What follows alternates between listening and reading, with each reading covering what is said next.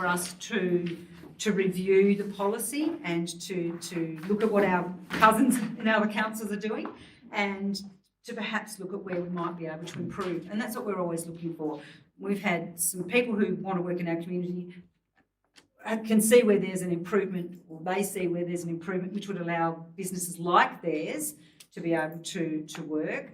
They are ratepayers, they're small business owners, so they abide by the same health and safety regulations that any food business would have to abide by.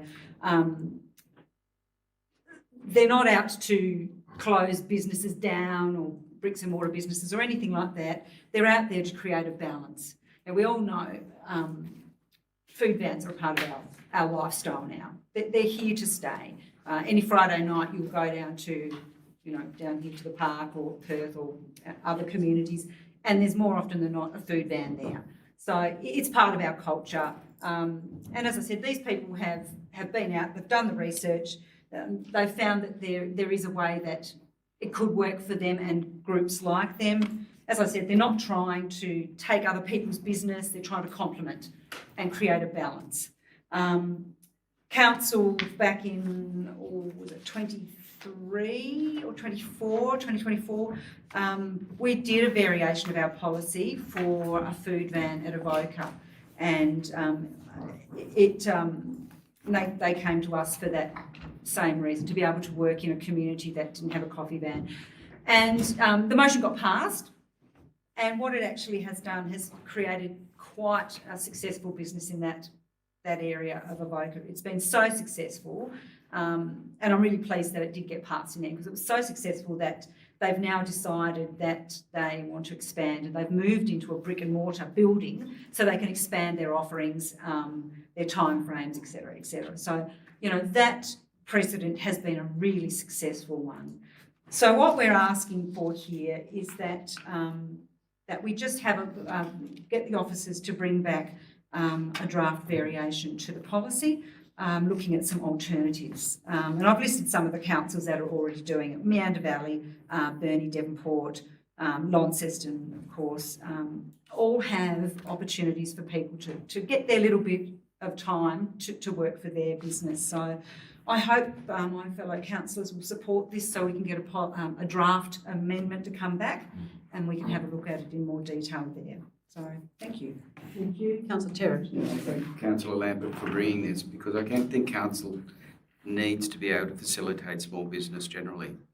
In saying that, we also have to be aware of the small business that already exists and that we don't take business away. And I thank Councillor Lambert for raising the importance of keeping small business and those bricks and mortars and the costs that go in running a shop, basically, and the costs associated with that. It's the food licences, it's paying your light bill and so forth. But there is a need for these, and particularly in events and other areas.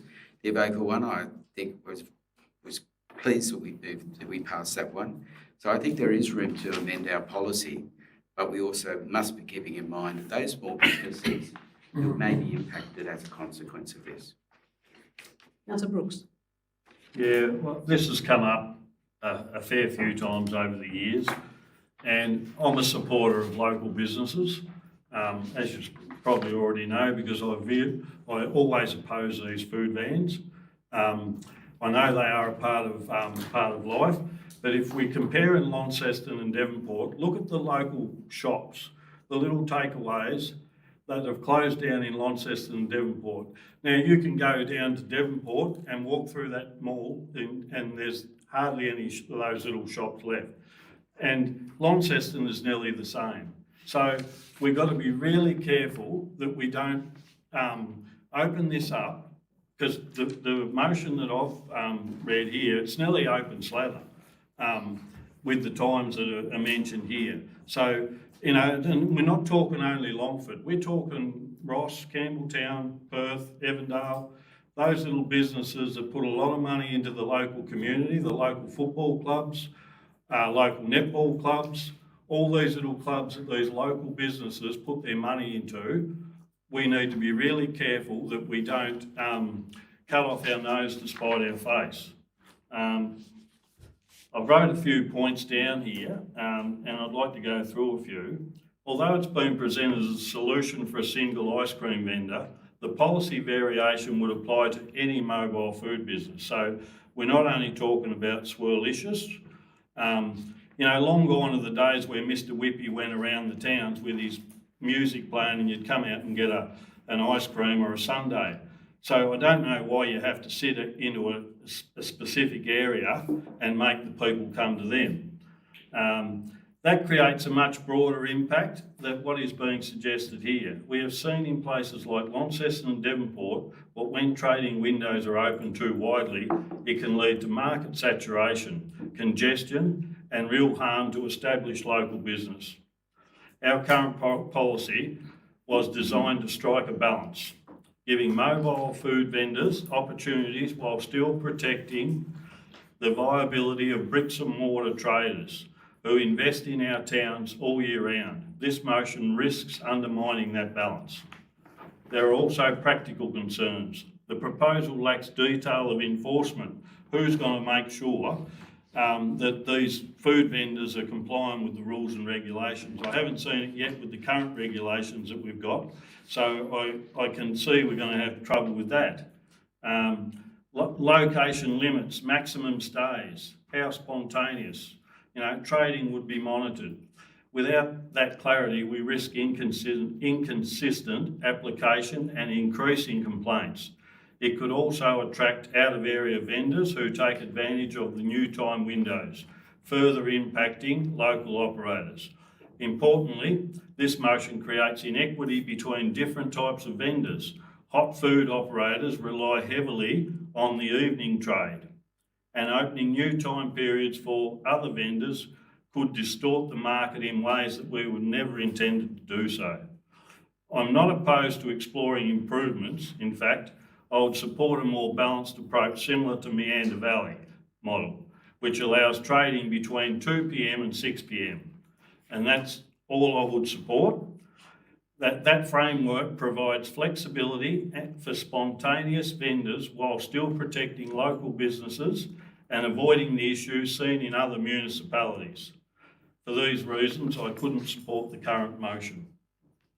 Any further discussion, Councillor Goss? Yeah, my biggest concern that I saw there was that in the minutes, they talk about Campbelltown, about this business taking up a spot at the pool entrance. That's on the corner of Bridge Road at Campbelltown.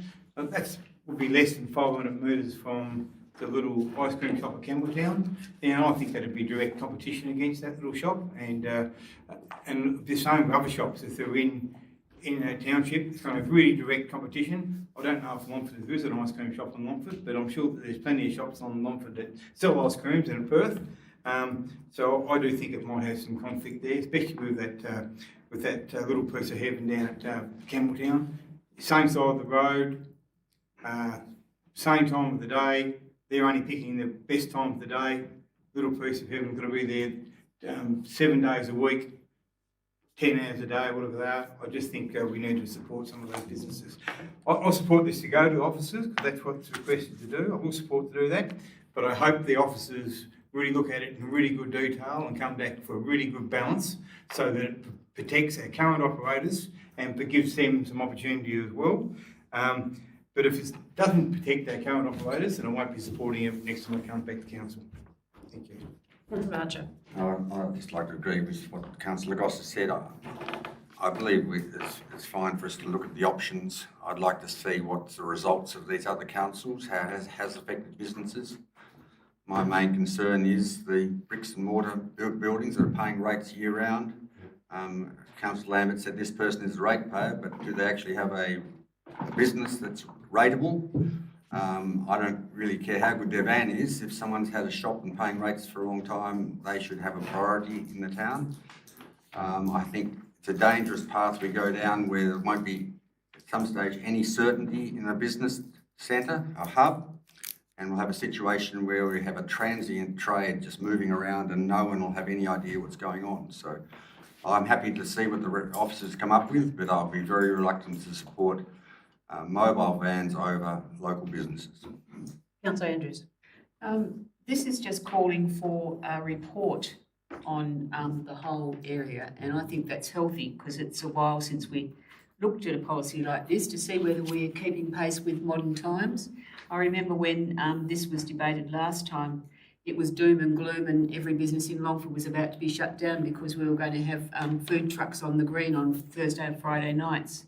Well, they haven't, and the food trucks are still there. So let's just explore the issue and bring ourselves up to date on what's going on in the world and then make a decision. Any further discussion? Councillor Adams? Yes, I'll support the motion to get a report back and get some detail into that.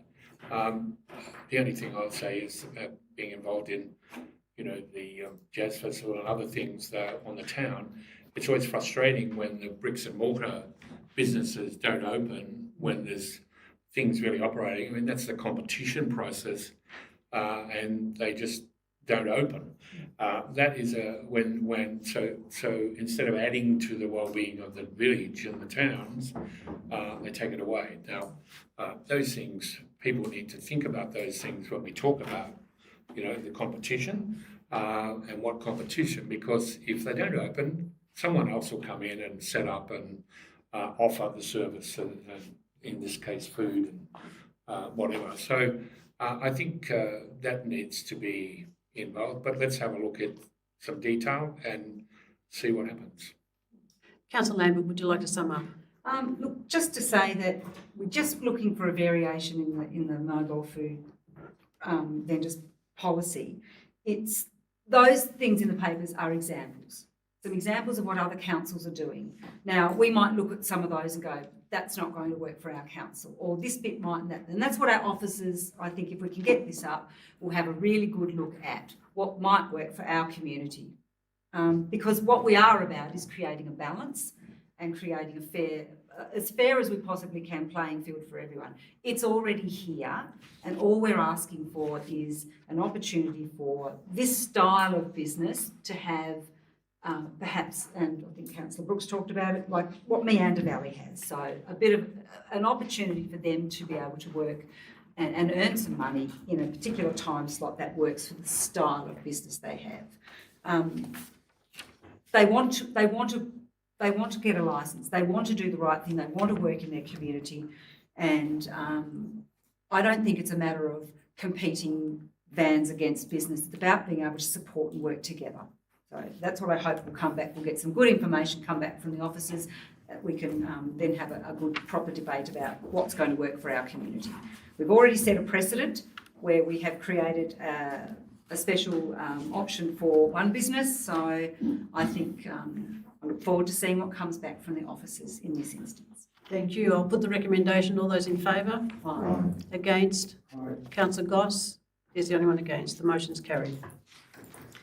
Another notice of motion from a councillor is around the Perth Structure Plan, and the officer's recommendation is that council request officers to report on the implementation status of the Perth Structure Plan, including progress to date, reprioritisation of outstanding actions and any implications for future strategic planning and budget considerations. This is a motion from Councillor Terrett. Do you wish to move that one, or your own, Councillor Terrett? As the officer's recommendation. Councillor Terrett, is there a seconder? Councillor Adams. Councillor Terrett, do you wish to speak to it? I put this because I think, as most of us know, Perth is a growing area and has grown dramatically and will continue to grow. This is our guiding document for the structural plan of Perth and was written almost 10 years ago and brought into the effects of things such as the bypass and so forth. Perth is changing dramatically. And as we get into 2027, when we're looking at a 10-year strategic plan up until 2036, this is an important part of what we should be updating in our strategic planning. Perth needs to have community facilities. It needs playing fields. It needs things. You just can't build houses. You've got to build a community with that. And I hope with the support of the council that this structural plan will be updated, reviewed, and a further structural plan for Perth brought forward. I'd like to see a similar thing in all the other towns as well, so that the community knows what the next 10 years of their town and hopefully the next 50 years of what their town will look like, and bring the community in to that process, because it's community which drives these plans, and it is the council to facilitate this to occur. Thank you, Councillor Adams. Thank you, Mayor. Yes, there's certainly changes now to Perth and also growth, and also since the bypass we're going to be talking about toilets in Perth later, and there's no toilets at all on the eastern side, dealing with the highway at the time, really. There's a need to make sure we're upgrading the structural plan and the planning of how we work. There's some feeling that the growth of Perth will certainly need to expand the school, and that will put pressure on the recreation ground and probably the community centre as well there. So there needs to be, those things need to be kept in mind, and we need to endeavour to plan for that increase in population. Any further discussion? Councillor Archer. Yes, look, I'm happy to see how the present structure plan's looking. I'm a bit reluctant to, without further consideration, allocate any funding in the budget to it. I think we get to the stage where some of these plans, which cost a lot of money and things, are quite adequate with some tinkling by councils or things. So I'm happy to see how it's all going. There obviously is a major change with the bypass, but I'm reluctant to go forward with a whole new Perth structure plan at this stage, considering our budgetary restrictions. Councillor Andrews. I agree with Councillor Archer. The existing Perth structure plan is, I think, a pretty good forward-thinking document. All the framework is there, and it actually had planned for what we're seeing now. I think it just needs, if we can get an update and see what's been done already and what needs to be done, and considering where we are at the moment, what needs to be done that need to be tinkered with, I think that's perfect. And I would hope that we don't hire a consultant to do that for us, that we might be able to do it in-house. Any further discussion? Okay, Councillor Terrett, would you like to sum up? Just that I'd like to see an update similar to what Councillor Archer and Councillor Andrews says. But as this town changes, we need to also find out how we need to change our structural plan. And that dovetails into our overall structure, strategic planning process. We can't do one without the other. They are hand in hand to the future of our areas. Perth may grow bigger than Longford, and some people say it's already bigger than Longford, as one of our largest towns. So in order to facilitate that change and hear what the community want, we need to look at down the track and work together. But as a start, looking at how it already is, what we need to change, because some things have been superseded along the way, and if we need to also then look at budgetary considerations down the track. Thank you. I'll put that recommendation. All those in favour? Aye. Against? The motion's carried. Council committees, confirmation of their minutes. I have a recommendation there that the minutes of the meetings of council committees be received. Councillor Lambert's moving that, and Councillor Andrews is seconding.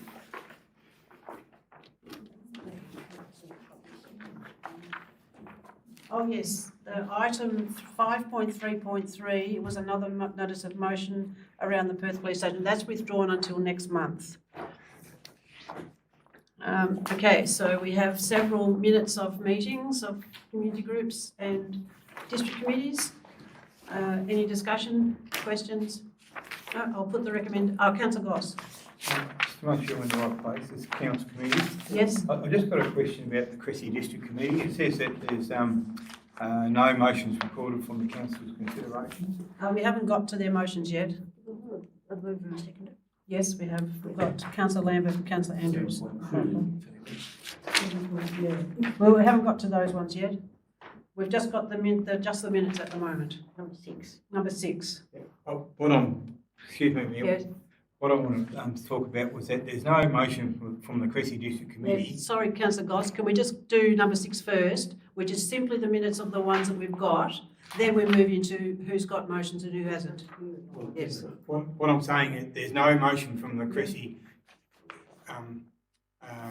committee. So in the next council report, which is 7.4, Cressy haven't got anything in there, but there's a couple of things in there Cressy have got in there which I would like to bring up, which is in the minutes.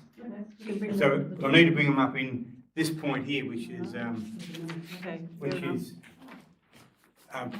item 6, because it's not mentioned. They're not mentioned in the next item. They're probably just not on this agenda because of the lateness of the meetings.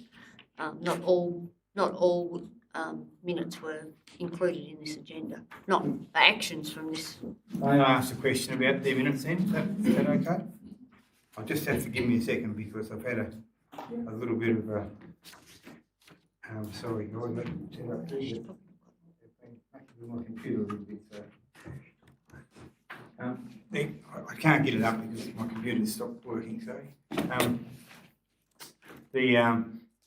in the minutes they mentioned about the upgrade of the Cressy childcare centre, and they had some concerns in there about the childcare centre. And one of the concerns the committee had was the access point. The plan that they've got has the access point coming directly opposite the IGA shop, and they're really concerned about that because at the moment it's outside the shop, as you would all be aware, that it's very, very busy, and it's a really, really tight intersection, and they put that up and they want that to be a part of the motion to go to council. But I just wonder whether that information in the reports, do officers look at that, and will they consider that in that when they do the submissions for the plans for the Cressy Park area? So the Cressy Park, the Solomon Park public consultation process, I think that finishes at the end of this month, on the 30th.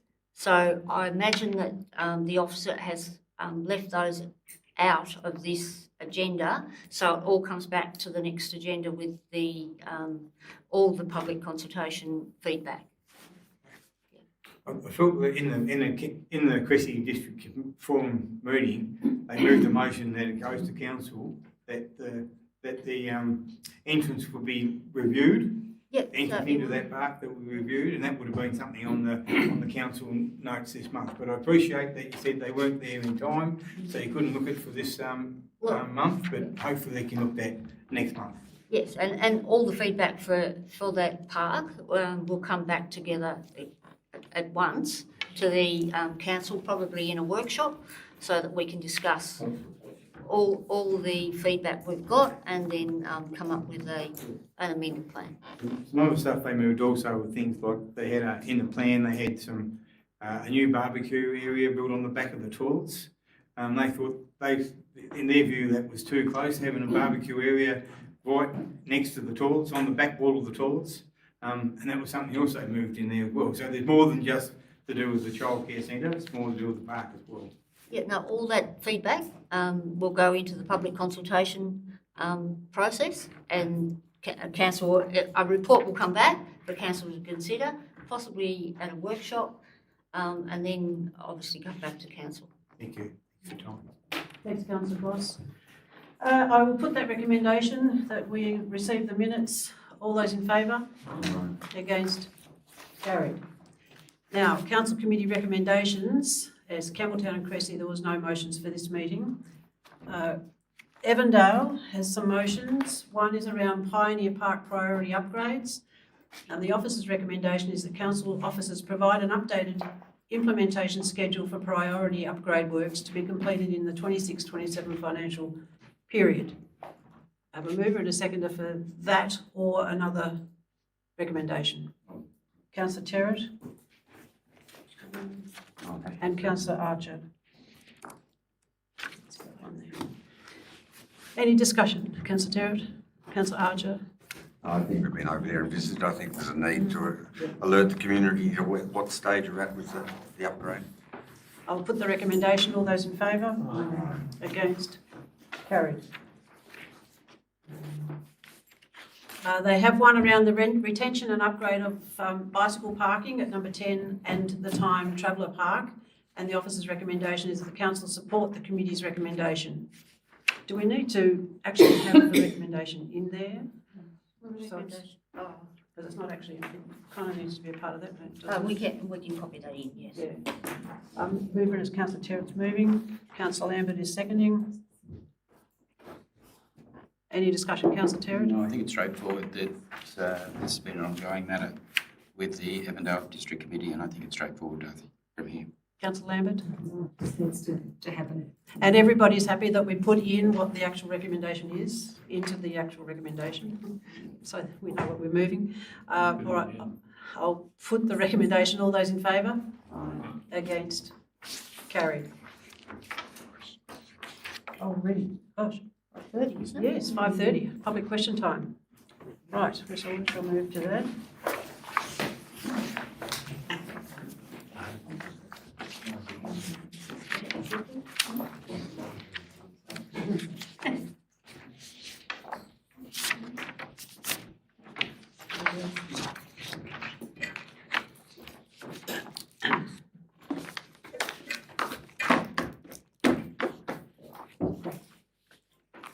Okay, it's now public question time, so members of the public are, well, apart from being welcome, and can I please make sure that everybody's got their phones on silent. You can now ask a question that's not related to any of our planning items. And a person is entitled to ask 2 questions and speak for 3 minutes. Being mindful that our meeting is audio live streamed and recorded.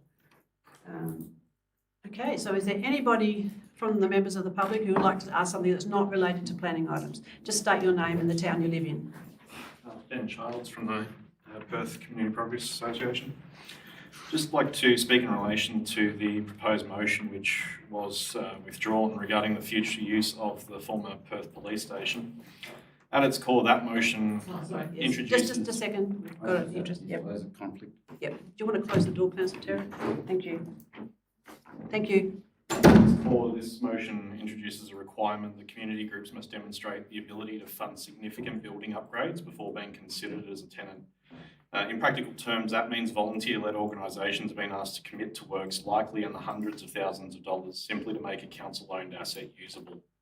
I'm sure it's clear to everybody in this room that that is not a realistic expectation.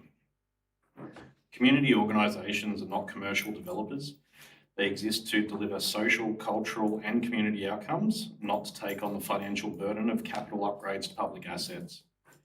If the building requires works to bring it up to a standard suitable for public use, then that is fundamentally a question of asset readiness. Council should not expect a residential tenant to fund major upgrades to make a property habitable, and it's difficult to justify applying a far higher standard to groups that are proposing to deliver direct benefit to the community. The likely outcome of this motion is not stronger proposals, it is no proposals. Not because there is no interest, and not because there is no capability, but because the financial barrier is set beyond what any genuine community group can reasonably meet. That risks leaving council with a vacant asset or defaulting to short-term residential use, which does not deliver the long-term community value that this opportunity presents. The more practical and balanced approach would be for council to ensure that the building meets baseline compliance and safety requirements, while community groups take responsibility for the activation, programming and ongoing operations of the building. I would also note that decisions of this nature must be made with clear transparency and fairness. Where outcomes may influence the future use or potential disposal of a council asset, it is essential that the community has confidence in the integrity of the process too. Where any perceived conflicts of interest may exist, I trust they will be appropriately declared and managed. This is a genuine opportunity to create something lasting for Perth, a shared community space that reflects the needs and identity of the town. I urge council to ensure that the conditions placed on community groups are achievable, equitable and aligned with that goal. Thank you. Thank you. Just to speak on the same topic. Four people can speak on one topic. Usually 2 for and 2 against, but you're most welcome. Benefit of the book, Sue Field, Perth Historical Society. Good evening, councillors. Look, I'm talking on the same topic, and I've been working on the idea of having a museum and history archives in Perth since about 2018. Initially, we were going to get access to some part of the community centre. When the childcare centre moved out, we were offered the room that the childcare centre was vacating. That didn't happen as a result. By the time the childcare centre was built, they still needed the overflow and they still needed the space. So It's not something that's come up overnight. I've been working on this for a long time, trying to get something for the people of Perth. Since then, I've volunteered hundreds of hours of my time to this project to try and find a location. I've worked on the basis that Perth is growing rapidly and in population, but it's still lacking in infrastructure and facilities. Unlike other towns in the region, Perth has been overlooked. Perth doesn't have war memorial halls, it doesn't have bowling clubs, RSL clubs, it doesn't have town halls and libraries. We are lacking a lot of facilities, considering our population now is the largest population in the region. Perth has sold off a lot of his places, the Anglican Church, Methodist Church, Rover House. They've all been sold off to private enterprise. So we've been limiting ourselves in what we've got left to use. The state government owns the old convict station, and that's being used for business purposes. Escaley is still working with us. They really want to be part of the town, so we have a good relationship with Escaley in that they are trying to be part of the Perth community. That is fantastic, and they've been running events, Cinema Under Stars, Christmas events, whatever. They're trying to be part of Perth. If we get this project up, they will be part of this project. The community garden that we will have behind the residents will be owned and run by the Escaley, so that we don't have to do the work. They will organise all the volunteers, they will organise the gardens, the tools and everything, so that they will be seen as Escaley in Perth, and the same people, same thing, so they can monitor what's grown in each garden, and they will be part of Perth. The other one that's a big part of it, and if you've read the plans, you'd know the other big part of it is the police museum, which makes absolute sense to be using a police station, an old, a police station, as a police museum. The police museum in Hobart will once again be responsible for that. They will own all the items that are there, they will curate it, they will monitor it, and they will be responsible for it. Just let you know, Sue, you've got 1 minute left. It's okay, because they have a lot of material that needs to be shown on display, and it'll be the Northern Police Museum, Northern Tasmania Police Museum. So those are very big things. If we don't have the police station and residents, there's nowhere else in town to do that. So the project has been led by two groups, the Progress Association and the History Association. We've gone through the processes of community groups working together and a lot of other people, not just groups. And we've been to the due process of getting people to put the plans in. My question is, has the same process been applied to the purchase and conversion of the Longford Police Station? I know the work's already started on that one. Nothing's started on the Perth one yet. Is the Longford Community Group coming up with the funds to pay for this conversion, like Perth is being expected to do? We should be treated as well as Longford, the same way as Longford, if not better. So we need. You've only got a tiny bit left. Okay. So if Perth Community Hub is established and operating the same way as the Evandale Community Hub, which has obviously been established for quite a while, but it was established on the same principles that we are going to be established. So if it's not good enough for the Perth Community Hub to be set up with the council doing the work and then leasing it to us, like a landlord to a leasee, then Evandale needs to shut down tomorrow. Thank you very much, Sue. Thank you. Is there anybody else who wishes to raise a question around something that's not related to a planning item? Yes. Yes, certainly. Just state your name and the town you live in. Good evening, everyone. My name is Sunny. I am the manager of IG at Campbelltown. And today I would like to raise a serious concern regarding the removal of parking directly outside the IG entrance in the proposed design, which is the stage 2 development design. From what we can see, the current plan removes the parking space in front of the store due to curb extensions and intersection changes. That effectively takes away the ability for customers to stop, shop quickly and leave. For a supermarket, especially in a town like Campbelltown, this is not just about convenience, it's about access to essential goods. A large number of our customers rely on being able to park very close to the entrance, particularly elderly residents, customers with mobility challenges, families with young children, people doing quick essential shopping. We see many elderly customers every morning who depend on parking right outside the store. Even a short walk can be difficult for them. If that access is taken away, it becomes a real barrier. This change will reduce accessibility for vulnerable members of the community, discourage quick visits, impact customer safety and comfort, and ultimately affect the viability of an essential local business. What I'm requesting for is very practical. At least 1 or 2 disabled parking bays directly outside or very close to the entrance. 2 to 3 short-term parking bays for quick shopping. A loading or a pickup zone near the entrance, if that is a possibility. And a review of the curb layout to see even a small adjustment can retain some parking, like putting disability parking on one of the curbs. This is the key point. This is not just a parking issue. This is a community access issue. If people cannot easily access the supermarket, especially elderly residents, then we are creating a problem while trying to solve another. I would also like to ask what provision has been made for elderly or mobility impaired customers.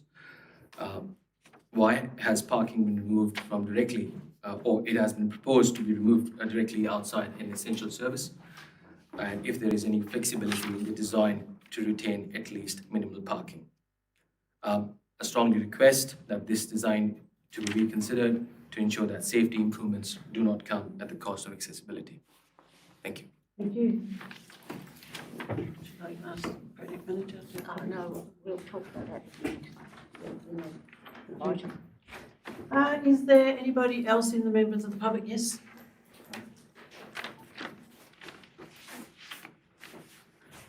I'm Corey Peters, resident of Campbelltown and owner of Harmony on High Street, which is directly opposite the IGA. The pillars of the streetscape are pedestrian safety, aesthetic choices, and a consistent look across High Street. The importance of these things seems to change depending on the specific issues that are raised. Safety implications were ignored when someone in the planning decided that something looked good. Tripping hazards were attached to the footpath, trees that block line of sight, and strips of grass installed outside shops next to where people are supposed to park, including 3.6 meters outside my shop. The majority of Campbelltown's residents are elderly. Some of my customers and many of my elderly artists use walking frames or canes. They should not be exiting their cars onto uneven, slippery, and in the winter, muddy grass. Please remove the planned grass outside my shop and provide people with a safe and level surface when entering and exiting their cars. The King Street intersection is another major concern for us about stage 2. The hard stands are overly large, they take away valuable parking, and they narrow the King's Street side street, which will make turning more difficult for buses, trucks, caravans, and agricultural machinery.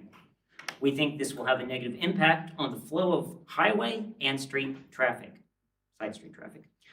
We were told there isn't enough traffic to matter, and the rare delays would be an extra second or 2. We've also been told that what was done in stage 1 must carry over to stage 2 for consistency. However, in stage 2, the footpath outside the IGA is nearly doubling to the only thing that seems consistent about this whole streetscape is reducing parking and narrowing the road. The details seem random. We are requesting a redesign of the King Street intersection, specifically reducing the size of the hard stands and minimizing the narrowing of King Street. Some members of council in the past have stated that our concerns should be dismissed because everything was decided back in 2017. And everyone allegedly wants the streetscape. However, we proved with the brick trail, people are not happy with all of the decisions that were made, and community feedback was ignored in favor of a city planner's idea for a country town. Thank you. Thank you. Is there anybody else who wishes to speak about a topic that's not related to planning? I'm Leanne Peters from Campbelltown, and I have a few things to say about stage 1. So stage 1 of the Campbelltown streetscape is due to be completed this month, but it seems to have stopped and there's still a lot to do. So I'm wondering, what is the hold-up and the estimated completion date now? If anyone has an answer to that, I'd be. 2053. Project manager wish to answer that question? There's approximately 4 to 6 weeks extension of time to the contract due to some unforeseen infrastructure with Taswater and some anomalies with some of the issues along the street with ageing infrastructure. So particularly the upgrade of the water main from Queen Street to King Street, when installing some irrigation connection points for council for the garden beds, the pipe is quite brittle and it started leaking just as we excavated with hydro vacuum. So that's had some added some additional delays and a few additional delays up around the William Street intersection as well. Okay. So we're expecting June now, 4 to 6 weeks. We could put that into June, perhaps? We're looking at end of May End of May. is that what we're trying to achieve? Okay. The other question about that, similar to that, is I'm just wondering if there's a reason that over half of the block, so the block on the west side between Wilds, the antique shop and our gallery, over half of that block is currently blocked off, like no parking, but there's no works happening and the barricade is blocking the parking and there's nothing happening. That's been there like that for over a week. So I'm just wondering, can they move these blockages back while we wait and so we can park there? That would be really good. Is there a reason? I can answer that. Go back there, or we can. Yeah, that's the spot where the Taswater main is running down from Queen to King Street, and also council is remediating the area out the front of the garage that there is some underground fuel tanks in storage that are there. So, One time, please. so council has completed filling those tanks. We've been told or commissioned by the environmental designer that we've got to install 2 additional ground wells to monitor the groundwater in that area, and a drill rig has to come in and put 2 more in there. So that contributes to that area as well. So, but I can talk to our contractor to minimise any unnecessary barriers. And you'll notice the contractors have gone up to William Street corner to progress that area whilst there's a delay in that section. Okay, so it'd be good to restore as much parking as possible if we can. Also, just regarding the brick trail, I still have not seen a public statement from Northern Midlands Council about the brick reinstatement, which happened in mid-January. I may have missed it, but many members of the community and beyond ask about the trail. Where are the bricks? Can they add to them? And I've heard people even express doubt that they'll be reinstated at all. And that in itself shows how little the community trusts the council. So again, I would like to request a public statement about the reinstatement of the trail. We need it. The public needs it. Can we expect a public statement soon? We can provide a public statement, but I can tell you now that it will be reinstated. But after the stage 1 is complete. Yeah, so can council put out a statement about the trail? Just that because the bricks are being ripped up, people are thinking that the bricks aren't going back down. So I feel like they're always coming to me asking what's going on with the bricks, but it'd be good if I could point them to a public statement from council. Yeah, thank you. And can I just add one more thing? Very quickly. So I just want to add about consistency. It's been brought up a number of times about the stage 1 streetscape design. I wonder why outside the coffee stop and the kebab shop, there are 3 parks marked out at 3 different lengths, and why footpaths and parking widths are also inconsistent across stage 1. I don't understand the big talk about consistency around things like continuing the ship shapes and the arrows, and yet fundamental aspects are so different. Therefore, is the consistency really important or just selective? So that's all I've got to say. Thank you.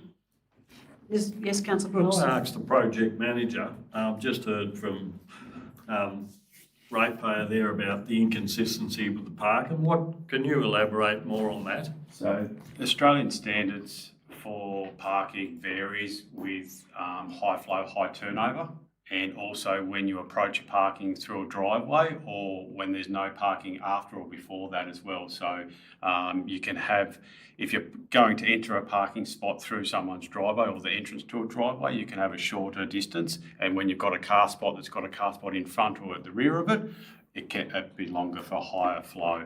So there's some guidelines with the Australian standard, and the project engineer has adopted those guidelines for high flow, high turnover spots, and they do vary compared to other spots. And if you've got a lead in with an outstand, obviously that can be a shorter car spot because there's a section that's a 45 degrees that you can enter in there. Thank you. Now, is there any other member of the public who wishes to speak about something that's not related to planning? I'm Dave Kramer of Campbelltown. I'm the owner of the coffee stop. Just follow on, with regards to the parking, the white lines that were put in roughly a month ago are already starting to rub off. I don't think they're going to be there much longer. There's spots that's already coming off. Further down in front of Banjos, those spots are different sizes again and different to the ones that are in front of mine. We measured them this morning. The big argument for the streetscaping part one was safety. The bus stop for the side heading to Launceston, there's a gap of about 4 inches from the footpath into the grass. And that's right where people have to load their bags into the bus, because a lot of people who catch the bus from Campbelltown have luggage which goes under the bus in the, I don't know what you call it, cargo hold, whatever it is. And during winter, they'll be standing in mud. There are tripping points up and down the entire block. There are parts where the road does not match where the water's supposed to run. It's not level. There's concrete that's already broken away. I've got tripping points out the front of the kebab shop from the boats, which I'm quite happy that none of you, when you were in Campbelltown, the councillors, a couple of weeks ago, tripped over there. That's why I didn't get in my car straight away. I was watching to make sure you were all right. I truly believe that stage 2 shouldn't happen till we fix stage 1.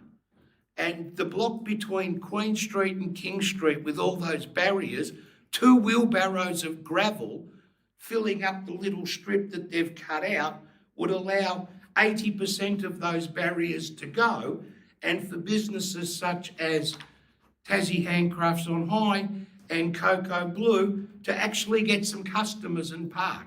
I know one of those businesses is closed for the next week. I think she's had enough. There's just nowhere near her business to park and no end in sight. And with the timeline, 7 months is up. I don't see it being done in 4 weeks. I think that's dreaming. That's just plucking a number to tell us what we want to hear. Please be respectful. I am being respectful. If the answers given to us are respectful, I'll be respectful back. Telling us that all that work is going to be done in 4 weeks, not a chance. There's no way. I can't see it happening inside of 4 months. And this means that stage 2 then drags into next summer, and we have another summer with reduced parking. Where does it end? You know, we're business owners. It's enough already. I think we've copped enough from council over this, and let's get stage 1 right before we bother with stage 2. Thank you. Any other topics from any members of the public? But I'd like to. This is about what? About Campbelltown. No, we've already had 4 speakers. I'm sorry, Mario. That's all right. Thank you. There's nobody else who wishes to speak about a different topic that's not related to Cam. I'd like to move that we let Mario speak. We haven't. Okay, yep. Is there a seconder? Councillor Terrett? Thanks, Councillor. Terrett. All those in favour? Against? Carry. You've got 3 minutes, Mario. Just regarding IGA, again, and the parking there. Now, I'm turning 76. I have a disabled parking thing, and I have bad legs and back from osteoarthritis. I also have a friend, she's 80, she's blind in one eye, and just licence been taken off her. She toddles along with her feet, can't move. We have to support her. I pick her up, take her to IGA to do her shopping. There is one disabled parking. Now, what they've done in the street, there is no parking. If I want to park and she can't walk, she shuffles and can fall over as easy as possible. We're going to walk miles down the road to find a parking spot, get all the way back to IGA. Thursday is Seniors' Day.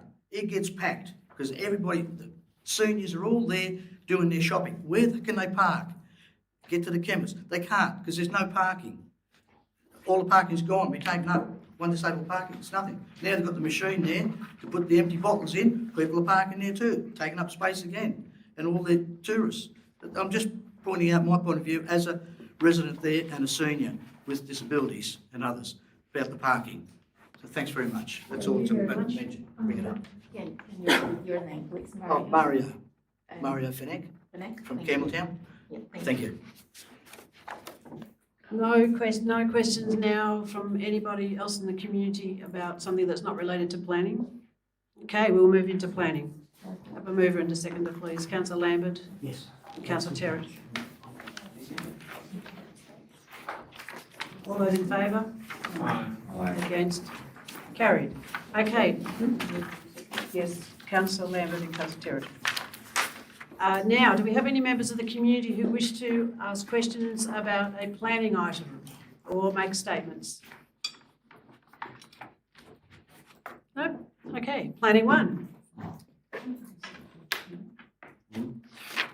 Planning one is a draft amendment. Sorry. Excuse me. Can I get the print copy so I can include it in the minutes? Is that okay for you? The people who already actually talked? Point of order. Councillor Andrews has just pointed out that we haven't done 7.4. Do we go back to where we left off, or do we? No, we do planning now.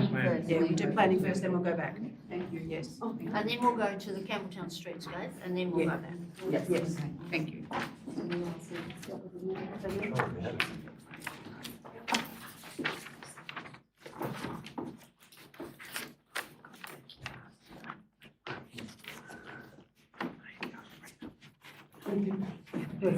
Okay, planning one is a draft amendment 2026 to apply archaeological potential overlay Northern Midlands local provision schedule maps at 6B Saundridge Road, beg your pardon, 110 Main Street and 3960 Macquarie Road, and remove local heritage place listing from 6A Saundridge Road, Cressy. And there is a recommendation there that under section 40DB of the Land Use and Planning Approvals Act 1993, Council as a planning authority agrees to prepare a draft amendment 2026 to the Northern Midlands local provision schedule as set out below, and two, that under the section 40F2A of the Land Use Planning Approvals Act 1993, Council as a planning authority certify the draft amendment 2026 to the Northern Midlands local provision schedule as meeting the local provision schedule criteria. Does our planner wish to speak about anything first before we discuss it? Only just to say that this is really just a mapping addition to provisions that already apply within the planning scheme. Just with the changeover of the scheme, they have just been missed. So it's really just making sure that the mapping correlates to the actual written text, and that the heritage listing, removal of that local listing, is over a block that has been previously reviewed and subject to further developments, now contains new units. So, Thank you. So Councillor Adams has moved. We have a seconder for the officer's recommendation. Councillor Archer. Councillor Adams, do you wish to speak to it? Well, this is just cleaning up. There was an issue of whether there was any graves in this area, and it had to be checked and to make sure that wasn't going to be, because there's a plan which has occurred to put units on the block. So I'm pleased that this is been sorted out and takes us forward. Councillor Archer. No, I haven't. Councillor Goss. I just want to ask about 6B. That's a block that they're going to put 3 units on, and it's got a cemetery on it. Will those cemeteries be protected? Yes, so there's no change to 6B other than to actually apply the sort of spatial overlay of the archaeological place that it already is registered in the text. Detect the symmetries on that. Yes, so it basically applies that archaeological potential overlay on the site. So it adds not an additional level because it's already in the text, but make sure that it is spatially visible, that is subject to that protection. Any further discussion? No, I'll put the recommendation. All those in favour? Aye. Against? Carried. Planning 2 is, hang on. Okay, Planning 2 is a draft amendment 21/2026 to modify the Nor Table C606.1 local heritage places and amend the spatial application of the local heritage place overlay. We have a recommendation there that under section 40DB of the Land Use Planning Approvals Act 1993, Council as a planning authority agrees to prepare a draft amendment 21/2026 to the Northern Midlands Local Provisions Schedule as set out below, and 2, that under section 40F2A of the Land Use Planning and Approvals Act 1993, Council as a planning authority certify the draft amendment 21/2026 to the Northern Midlands Local Provisions Schedule as meeting the LPS criteria. Again, would our planner like to explain so everybody understands what we're voting on? So all of the changes, as it says there, are outlined in attachment 1, but this is really fixing up the spatial application of local heritage places where those places have been removed from the THC register, or to align our local listing with the TH listing if that has spatially been tweaked or expanded, and also just removing some of those overlays on blocks that have been subdivided off existing heritage places and contain new structures, so new houses or units and so on. So it's really a kind of an administration process really of tidying up all of those listings and ensuring that properties that don't actually contain aspects of heritage significant aren't subject to unnecessary provisions. Thank you. Councillor Andrews, are you moving the recommendation? Could I just ask a question? Yeah. Wait till it's moved. I'll ask a question. Okay. A mover and a seconder, please. Councillor Terrett and Councillor Adams. I will need to do these two first. Councillor Terrett. Look, it is good that we fixed up the anomalies within our planning instrument, and this does that. I'm particularly interested how this will be communicated to the property owners, that this is being changed, and I make the assumption that all those properties will be written to about this change, because previously they were impacted by the overlays and had to pay additional charges, I believe. One gentleman who came back to me about a change to his property that had to put additional charges. So just a question to the planners, how will this be communicated to the property owners? So the amendment process is that generally it goes through a public exhibition process, and we can obviously individually notify those individual property owners that are affected also, unless the Commission exempts us from having to go through that process, in which case we can just do an informal notification. Councillor Adams. No, it's been covered, Councillor Terrett. Councillor Andrews. I just want to ask a question. I presume that this process has to come after the areas have been developed for other uses, because you have to see what the developments are going to be before you tidy up. It just... That's right. So you would think logically that it would be done before various developments go ahead, but you can't, can you? You have to wait till they happen. Well, in most cases, so where a block is subdivided off a site of heritage significant that's registered with the THC, Tasmania Heritage Council, they will retain their heritage listing over that area that's been subdivided until such time as it's reviewed, and then they go through a process of delisting, and so in the majority of these cases, that's already occurred, and the THC have gone through that review and delisted those sites. And I think there's one where there's a large subdivision off around the corner of Elizabeth Street and Clarence Street there. I'm pretty sure that all bar one of those blocks is developed, and in any case we have a planning permit on that block that is still subject to be developed. So yeah, they have all been subject to subsequent development. Yep. Any further discussion? No. I gave you a chance. Did I give you a chance to speak? Yeah, I did speak. I'll just speak in reply. Anybody else? I know no one else, so you can sum up. So- I'm particularly pleased that this is being fixed up, particularly in relation to Elizabeth Street and Clarence Street and Affleck Street, for that matter, because Affleck, all those residents in new houses in Affleck Street were previously impacted by the heritage overlay. So fixing this is a sensible way of going, and hopefully this will alleviate greater concern out in the community. Thank you. I'll put the recommendation. All those in favour? Aye. Against? Carried. Okay, so now we're going to go to page 119 on the paper ones. Sorry, move out of planning. Yes, beg your pardon. Thank you, Councillor Archer. Councillor Adams. Councillor Archer's going to second. So that we move out of planning. All those in favour? Aye. Against? Carried. Thank you for that. Oh, Councillor Archer seconded and Councillor Adams moved it. Sorry about that. Okay, so now we're going to go to 114, page 114. Yeah, 114 it is, okay, right. Right. It's the 16.4 Campbelltown Streetscape Redevelopment Stage 2, consultation and feedback.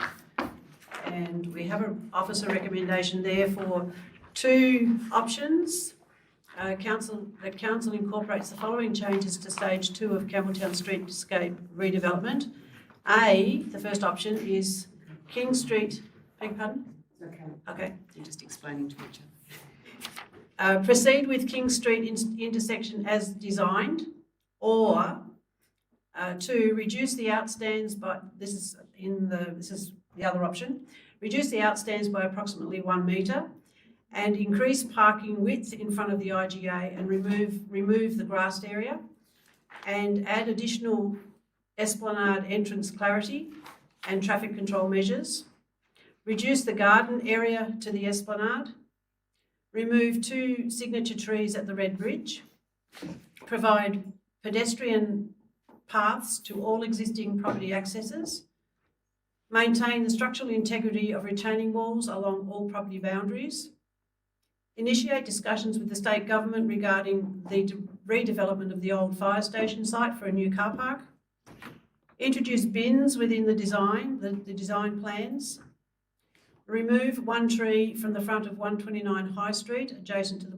butcher's shop, include parallel line marking guidance along High Street, sequence construction works to commence car parking works in King Street first, and highlight the central median lane for turning movements subject to Australian standards, guidelines and road authority approval. Change the opening taper to the Red Bridge area to provide additional space whilst maintaining acceptable pedestrian crossing distances. And initiate development application process. And I believe there was one in the workshop that we needed to consider adding about signage. Additional signage to promote the Red Bridge. So can you add that one, please? Right, cool.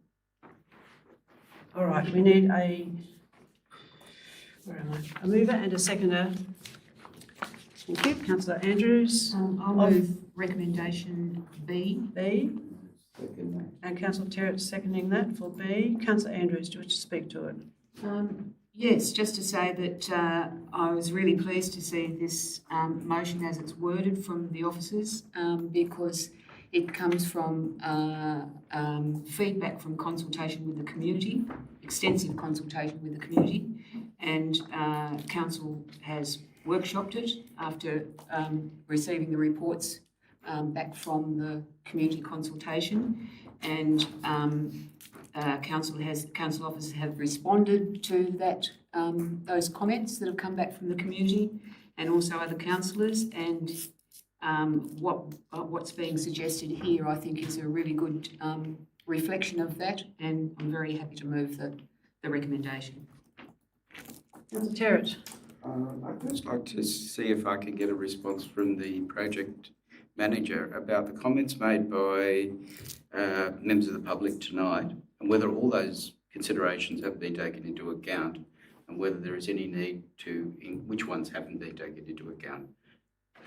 So, councillors can adjust the motion if they wish. If the mover and the seconder would like to, regarding the grass in front of Harmony on High, they can include that to have no grass there to match the other side of the IGA. In relation to the disabled parking, there is one current spot as we speak in King Street at the moment. In the design, there is an additional spot in King Street. Officers did look at disabled spots over on the other side of King Street, on Harmony on High corner, and also where the pub is, but due to crossfalls and gradients of the road, those spots wouldn't meet the Australian standards for disability parking. So we put an additional one in front of IGA there, in the King Street intersection there.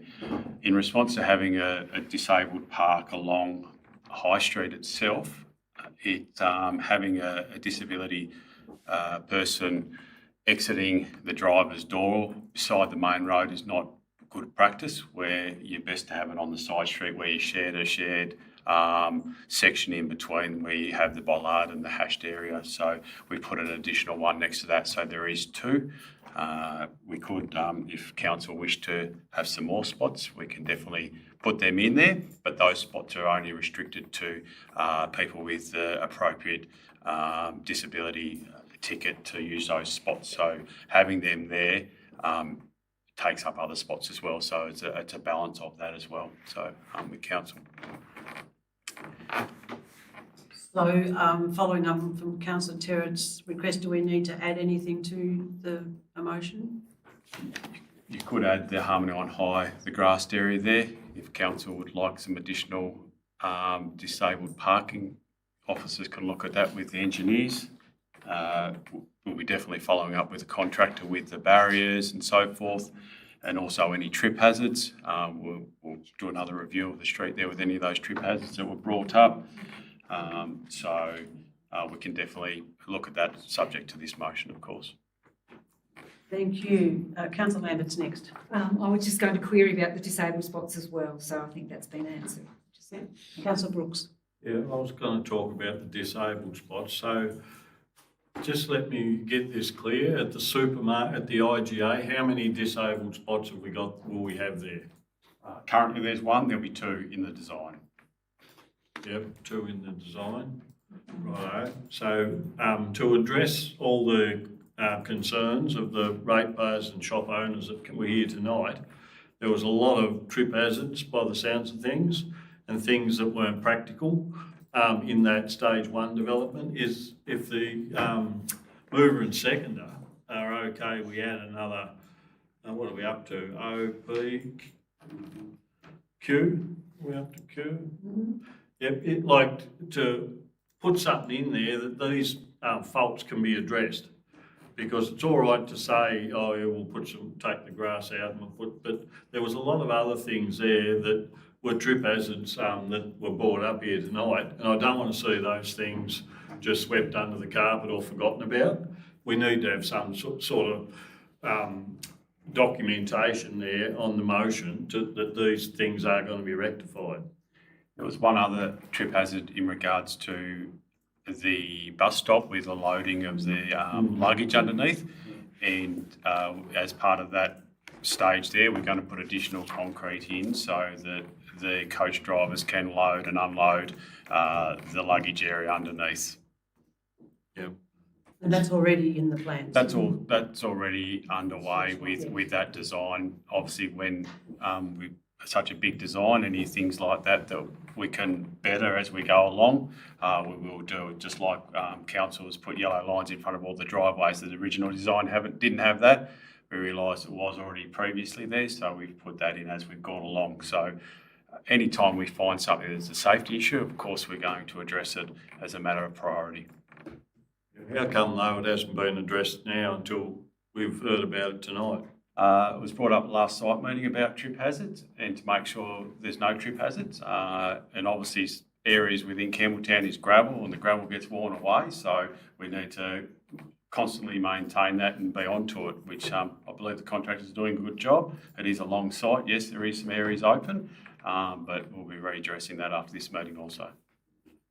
So do we need another item at all to make sure you're covered, or I'll ask the officer, but that's all, it's all maintenance and you'll be covering off on that. The contractor under work health and safety for a construction site have got their obligations, and that's up to their obligations, and it's council to follow up to make sure that the PCBU is undertaking the works in accordance with the Work Health and Safety Act and the regulations. So I'll be reiterating that after the meeting when I make contact again to make sure there's no safety issues as per what they agreed to do.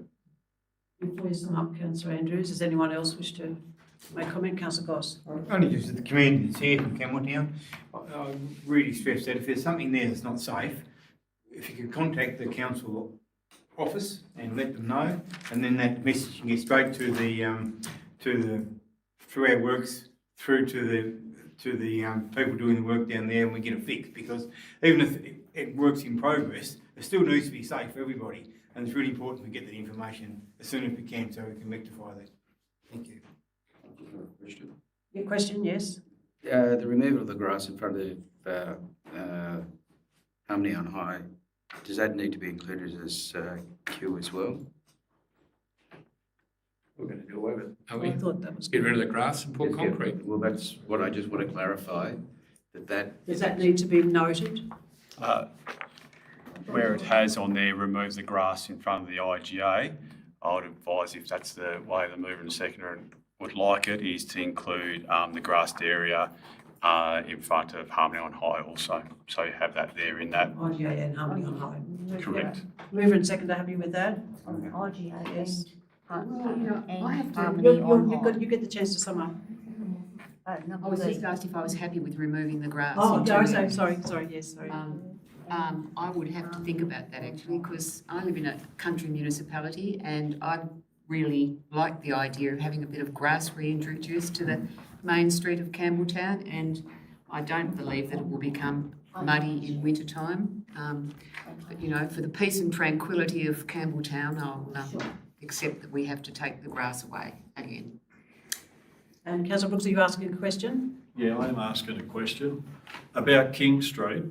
There's been a lot of talk about the intersection there, with turning onto the highway. Is that going to be looked at by some officer, just to make sure that's safe? Like we talked about the lack of parking in Campbelltown before, and you know the response was, well, park in King Street. Well, if it's unsafe to come out from King Street, why are we advocating to park in King Street? So I think it needs to be just someone to have a second look at it, just to make sure that it's safe. I believe our project officer has done that, and we have a qualified Traffic engineer has done an assessment on that, on this development, and officers went back to the engineer to ask some additional questions after consultation and provided those comments. Those comments are in the attachments to say that the intersection will operate safely, or should, and there's also some attachments in there showing how the Queen Street Commonwealth Lane intersection is operating currently at this stage as well. There's some videos there as well, Councillor. I know it's all right to see it on paper, but the practicality is sometimes it's just not practical. Like there's been talk about you can't see what's coming from the other side because of the parked cars. So yes, it may look safe on paper, but in reality, is it really? So let's hopefully there is no accidents there, because if there is accidents there, it'll be a shame that, you know, we've sit around here and talked about it tonight, and it'll be a shame if there is accidents or near misses on that corner. Is there anyone who hasn't spoken, which is Councillor Adams? There's a traffic engineer. We've had traffic engineers Councillor before Brooks, for excuse me, different Councillor things. Brooks, you've had your say I've now. got the floor. Yeah, excuse me. Traffic engineer, Councillor a Adams. professional person Councillor Adams. doing their job. All before Councillor Adams. Councillors, please. Councillor Adams, both of you, please speak respectfully, one at a time. It's Councillor Adams' turn. There's a professional doing this work. We have to accept that person's responsibility as a professional traffic engineer and to make the decisions and recommend to us. To question the traffic engineer is really not to understand how the world works. Point of order. Yeah, excuse me. Yep, that's disrespectful. Both of you, please be respectful and stop interrupting. Councillor Andrews, would you like to sum up? Yes, thank you. Just to perhaps clear up a point too. Councillor Brooks wasn't at the last workshop, and we were shown videos. We actually saw videos of the street working, which showed that it did work with the corner that you were talking about. So we've actually seen it in real life, not just on paper. Oh, okay. Yep. Ask the residents then, does it work in real life? Yeah, thanks. You know, we Please, sit here Councillor and watch Brooks. the video. Please, Councillor Brooks, you've had your turn. Councillor Andrews has the floor now. I'm really pleased to move this recommendation and get things happening. I've been talking to a lot of Campbelltown people, not just the people who've been here tonight, and I'm pleased that they've come and appreciate their continued interest in this. But I've also been talking to a lot of other Campbelltown people while we've been debating all of this, and the people that I've been speaking to are really happy with the way things are moving. They just want it to happen now, and they're pleased that Council has taken note of the feedback that's come from the consultation in the community. You can see that feedback Council has listened in the recommendations that we're about to move. There's a whole pile of things that have been added in or changed after that community consultation. So I'm very happy that what we're moving here tonight reflects the feeling of the wider community of Campbelltown, and I'm pleased to move it. Thank you. Now, before I put the motion to be moved, can you please take note of the additions that we put in? B, removal of grass in front of High Street on Harmony Shop. And O, provide additional signage to promote the Red Bridge. They've been additions to the other items. I'm going to put that recommendation now. Sorry, question? The disabled, where's that listed? It's already in there. It's already in there, that's all right. Just the end, I saw it before, sorry. It's already in the Okay. original plan. All right, I'll put that. Where is that? Can you just say the disabled one? It's in the original plan. Where is it? That was in the original plan. Sorry, the original design has got 2 car spots in there. If council would like more than 2, they need to add, they need to put another These are item. only the additions to what, from the community consultation. Okay, I'm going to put the recommendation. All those in favour? Aye. Against? Aye. Councillor Brooks is against, the recommendations passed. Okay, now we're going to go back to 7.3.2. Oh, we did it on that. Oh, when do we want tea? It's 6:30 already, nearly 20 past. Do we want to break for our meal now and then come back? It's up to you. Yes. Okay, all right, break for our meal now and then we'll come back.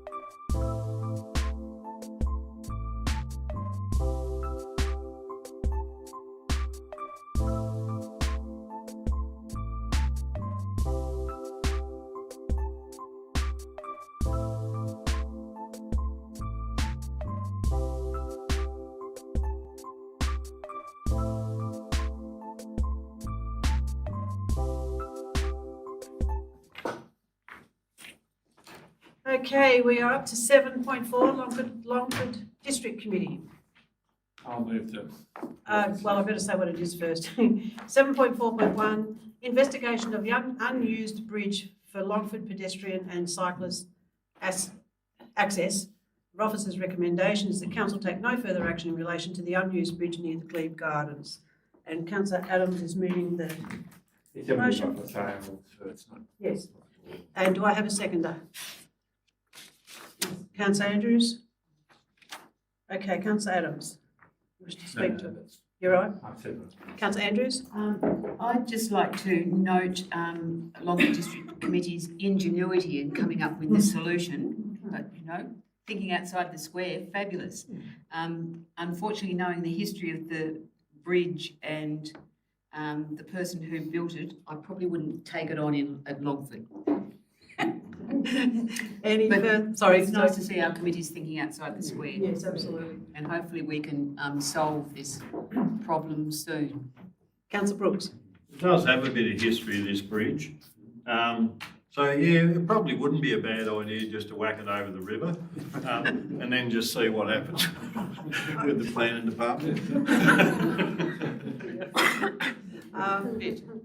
Any further debate? No. Okay, I will put that recommendation. All those in favour? Aye. Against? Carried. 7.6, there were no motions from Ross. 7.6 is notices of motion from other committees. Mormon Park Management Committee, have put a motion forward, and the officer's recommendation is that council does not endorse at this time the Malvern Park Management Committee's request to depart from the current committee meeting procedures. However, council agrees to consider the committee's reasons as part of the upcoming review of the Welcome to Country and Acknowledgement of Country policy. Have a motion moved by a councillor, please. That one or another one? I'd like to move another one. Yes? The council approves of Malvern Park Management Committee to opt out of the acknowledgement of country. Is there a seconder for that? Yeah, I'll second that. Councillor Brooks is seconding. Councillor Terrett. And Malvern Park is a group of volunteers who give their time and interest in the maintenance and improvement of Malvern Park. Welcome to Country has always been a voluntary gesture. And Malvern Park has done the right thing by contacting council and saying they don't wish to proceed with this. And in that light, I think we should respect their request to be opting out of the acknowledgement of country. Making people do things that they fundamentally don't agree with is not a thing we do in a democracy. And as such, they should be given, if they do write to council, be given that ability to opt out of things that they don't want. Reconciliation Australia also implies that it's not a mandatory thing to have and that anybody can do and offer acknowledgement of country. Many people also acknowledge the fact that people of First Nations would prefer to have acknowledgement of country done sincerely and not be forced on one, and so it becomes a bit of tokenism. Whatever one thinks about acknowledgement of country, it should be left up to an individual or group of individuals to say. They just want to get on with doing what they are there for, the management of Malvern Park. And they see that they do not want to say this, and we should acknowledge what that committee has asked this council for permission to do. Councillor Brooks, do you wish to speak? Yeah, I think Councillor Terrett's basically covered it, but I'd like to see, you know, if there's any other committees that feel the same way, that, you know, that they can basically do the same thing and not be made to do something that they don't want to do either. Any further Councillor Goss? Just a couple of questions to the officer. Sure. Is that, do we have any legal obligations to say this or do this, or are we required by legislation anywhere to do this? I'll pass it on to our legal officer if you like, after that. No, there's no legal requirement and there's no directive from the Office of Local Government. It appears in 2016, 2018, when the original policy was adopted, it was considered best practice for public authorities to adopt such a policy, and that's what council's gone with. The Acknowledgement of Country, Welcome to Country policy will come back to council in June or July this year for their review, and this information will be again put forward then. Thank you. Councillor Adams. Thank you, Mayor. Yes, well, I don't support this motion. We recognise that Aboriginal people is a race of people that's been in this continent for 60,000 years. Some recognition of that is from my point of view, a pretty minimum thing to do. They seek some reconciliation, but they're not going to be trodden on. And though they only make up about 3% of the population, it is a significant part of the history of the continent of this country. That there is a race of people still here, and the only race in the world, the oldest race in the world, 60,000 years, and that you can't find yourself to be able to acknowledge their presence. Failure of education, failure of people who just don't like Aboriginal people, or people who are different. So I'm certainly opposed to this. I support the acknowledgements of country. I think it's a very positive thing to do. Councillor Archer. Look, I think here there's a little bit of a compromise in that maybe in a normal committee at an annual general meeting, is a decision made to do the acknowledgement of the country, but at every meeting, maybe not. So I think there's a situation where it's probably, in a lot of groups, been overused, and I've seen it used 3 or 4 times in one night at certain functions, which I consider to be an overuse. So it's just a matter of, I think, council working through a way that they can still be acknowledged, but it doesn't have to occur at every meeting, for example. And that might be a compromise for future groups. So I'm happy to endorse the officer recommendation that this time we don't change it, but all options are discussed in the future. So I've got the word, what's the word when you're putting in another one? Foreshadowing a motion. Okay, cool. I'd be happy to move the motion as the officer recommendation. Yes, you're foreshadowing a motion. There's already There's already a motion on the table. Does anyone else want to speak to this particular motion? Right, Councillor Councillor Andrews, beg your pardon. I'm of the same feeling as Councillor Archer. I think that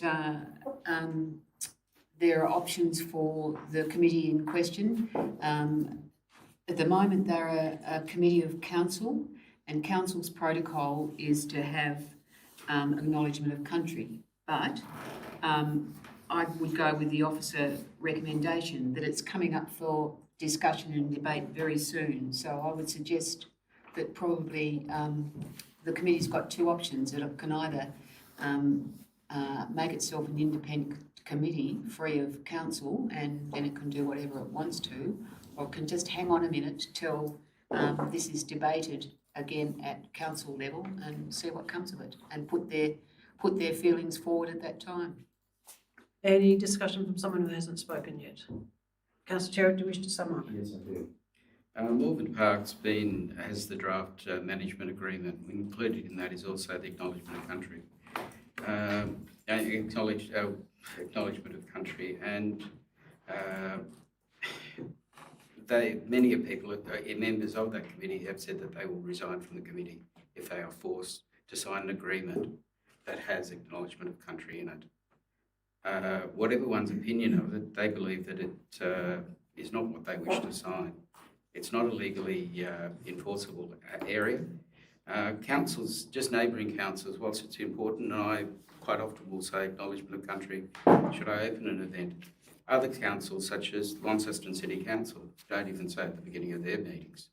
So it is not imperative. I think we respect the background of the 65,000 years of occupancy in our country, but we also should respect the opinions and views of others equally. We are in a democracy. I think there is further work that this council needs to do in relation to acknowledging the Aboriginal reconciliation. And some 3 years back, I moved a motion that we have a reconciliation action plan. That still has not been done. But I think we should respect everybody's view, regardless of what we think about acknowledgement of country or otherwise. And in this case, a committee of this council is asked to be exempt. And I think we should be providing and listening to what they want, not what we want. Thank you. I will put Councillor Terrett's motion to the councillors. Those in favour? Councillor Terrett, Councillor Brooks. Those against? No. Myself, Councillor Adams, Councillor Goss, Councillor Lambert, Councillor Andrews and Councillor Archer. There's only 2 for. So that motion's lost. There's a foreshadowed motion now from Councillor Archer. Do I have a seconder for a foreshadowed motion, which is the officer's recommendation? Councillor Andrews. Councillor Archer, do you wish to speak to it? Yes, I'd just like to say that I'm listening to everybody tonight, that basically the Malvern Park Management Committee, whether they like it or not, are a committee managed to some degree by council, and they have an obligation, I believe, to follow council's policy. And if they want to resign, that's very sad. But I think, as I said before, there is a compromise here where perhaps not at every meeting they have to do acknowledgement, but certainly recorded somewhere in the minutes of that group during the year, there should be an acknowledgement of the First Nations people. Councillor Andrews. No, I'm fine. You're fine. Any further discussion? I'll put that recommendation. All those in favour? Aye. Against? Councillor Terrett's against. Councillor Brooks is not against. You're fine? You're fine, okay. Motion's carried. Thank you. We're up to information items. No, he's fine. He voted for. For. Yes. Yes. Just councillor Terrett. Okay, movement, yes, for information items, councillor Adams and councillor Lambert. Any questions about information items? Councillor Archer? I had one, there was a donation to the men's shed, $15,000. Does that mean that they now have ownership of that asset, complete ownership? Yes, they do. Council resolved to contribute $15,000 along with, I think it was Rotary and the Parliament. Excellent. That's all been completed, the ownership. Yes. Any questions from anybody else? Okay, I'm going to put, you right, councillor Terry? No questions? I'll put that recommendation. All those in favour? Against? Carried. Okay, now we're up to 13.1. Development Services Monthly Report. Recommendation that the report be noted. So moved. So moved, councillor Adams and councillor Lambert. Any questions? Yes, absolutely, sorry. Page 84 on the paper sheets. And page, 84 on the computer as well. It might be 77 on the paper. Oh, sorry. I've done all this as well. So we've done integrated priority projects and school week. That's the information items. And we go past planning now too. 84 now. Not 84 now. What's the page on the computer? On the computer, it is 84.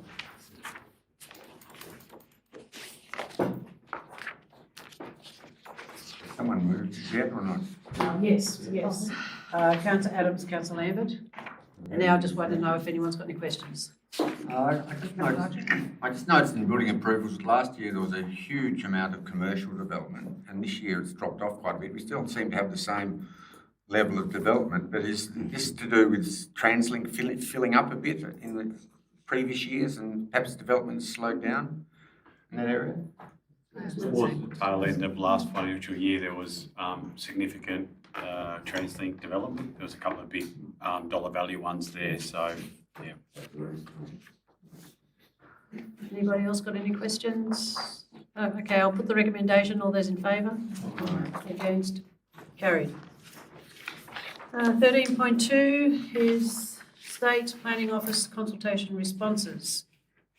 We have a recommendation there that Council endorse the attached submission related to the following consultation matters and provide them to the State Planning Office within the relevant consultation period. A, preventing delays in development assessment timeframes, position paper, which closes on the 8th of May. And B, draft land use planning and approvals, miscellaneous amendments, Bill 2026, which closes on the 11th of May. Mover and a seconder, please, and then we can, Councillor Adams and Councillor Andrews. Councillor Adams, do you wish to speak to it? Yes. I don't wish to speak. Councillor Andrews? Anybody quite happy with it all? Okay. I'd like to thank the officers for an excellent report, excellent submissions, papers. They read very clearly and made a lot of sense. I'll put the recommendation. All those in favour? Against? Carried. 14.1, the use of AI in local government. We have a draft recommendation. The Council endorsed the development of an organisation-wide artificial intelligence strategy to guide the responsible staged adoption of AI at the Northern Midlands Council, or B, note the emerging use of AI across local government and defer the development of an AI strategy while continuing to monitor state level guidance and sector initiatives. Councillor I'd Terry. like to move A. Okay, Terry for A. And a seconder? Councillor Brooks. Councillor Terry. Speak on this? Yes. Just speaking in this, I brought this to council as a motion, I noticed, and I'm quite enthusiastic of the report being brought back. As a small council, AI will assist this council in providing customer service and services to the community. It's identifying what AI is going to bring to local government, and already we've seen in Devonport where they have the chatbot, you can ring 24/7. And in Hewen is now looking at a planning module for artificial intelligence. But the number of things that can be automated is quite significant. For a small council, that's a cost saving for us. Whilst some people may say, well, it'll take away jobs, it'll actually make jobs much more interesting. And to stay ahead of that and to stay clearly where we're moving in relation to artificial intelligence and keeping abreast with what the industry, being local government, is doing, rather than sitting back and waiting, because the other motion was waiting for the emerging. I think we have to be in the forefront. One of our mission statements is innovation. And I think this is one way we can be innovative in providing services and community input. Right across Australia, we're seeing local governments, small and large, going into AI, and I think having a strategy puts us at the forefront of what will be an important part of local government in the future. Thank you. Councillor Brooks, you wish to speak? Councillor Goss. Yeah, I've got foreshadow motion B. Note the emerging use of AI. I won't read it out because you know what's in there. Thank you. I'll just speak to the motion that's on the book, so is that my biggest concern is that the financial implications. We spoke last time in the workshop about the financial implications. Last financial year, we had an operational deficit of $1.25 million. This money for AI will come out of our operational budget. We're $1.25 million in deficit last year, so it's going to increase our deficit again to where we are.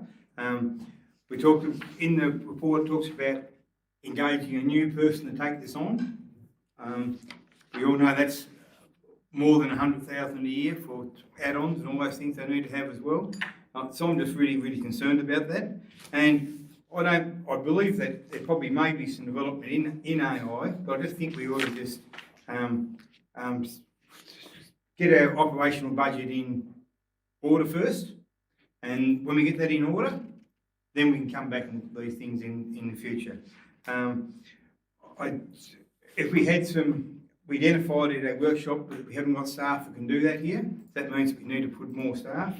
We identified in the workshop that it wasn't about cutting any staff, it was about making it better for the community. If we do that, that's going to put a big impact on our operational budget. And like last year, we're 1.25 million in deficit for operational budget. So when something it just doesn't work for us. We just need to do something different. So I hope I get some support for the foreshadow motion if A doesn't get up. Thank you. I think that I would like to endorse A because of how carefully worded it's been by the officer. So what we're endorsing is a strategy that's going to be developed on how we handle AI and a staged adoption of AI at Northern Midlands Council. We heard in the workshop that by doing it that way, we don't get left behind. As Councillor Terrett says, we mustn't get left behind, but we do it in our own time and tailor-make what we take on. I think that this is a very wise way of going about it, of not being left behind, but of doing it in our own time, not being rushed into it to be, leaders in the field and maybe not learn from the mistakes of others. This is a good way to do it. Councillor Archer. I must admit I wasn't at the workshop on AI, and it's probably not my strength, but basically, could you just explain in A what it means by endorse the development of an organisation-wide Australian intelligence strategy? What's the organisation? Is it LEGAT? Is it council? No, this is Northern Midlands Council. Northern Midlands Council. So we would develop a strategy, and a lot of that, the strategy would be to maximise our use of what we're already paying for, like co-pilot licences and that, and we can use it a lot more. But to have a roadmap of how we should, train staff and use things more productively would assist. Well, my next question is, why should this council spend money on doing it when I consider that probably every council is going to be doing the same thing? And surely it's a situation through LEGAT that basically a development of a strategy should come from the one group in the state that covers all councils, rather than each council spend money trying to do their own strategy. I just think at this stage I'd support more Councillor Goss's that we wait and see what other councils like Devonport, who have offered to help us here, if they come up with the ideal AI strategy, well, we won't have to spend any money on it. Basically, we'll cover it. So I'd have to say I'm against A and I'd be for B. We have been provided with copies of strategies from Launceston, and Devonport have offered to assist as well. Any more conversation about it, Councillor Adams? Yes, I'll support the motion. I think we need to have a strategy. We need to start that process. There's enormous amounts of opportunity with this, and reducing workloads and allowing people to do other things.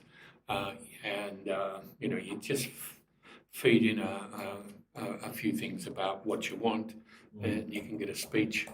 You might have to go through it and check the stats and things, but I'm sure that within a year or two, that'll be even better than what it is. This is going to be here. I've got concerns about copyright and all those things in other things, but for our organisational structural processes that we do, and we do a lot of that as an organisation, as a council. It's about managing and having systems. This can be a great help to many of our staff. But there's no doubt there's some nasties around it as well, as with all digital stuff. So so I think we need to start and we need to move down there. From a budget perspective, well, we've got to deal with that by taking money out of somewhere and putting it into this. This is the future, and the further we get behind, we won't do us any good, or won't do the ratepayers any good. Any further discussion from someone who hasn't spoken? You've had a speak, Councillor Brooks, I'm sorry. Yes, you were second. I haven't spoken. You seconded the motion, so you got a chance to speak second. I haven't spoken. You didn't speak. I should have offered you this chance to. Sorry, all right, beg your pardon.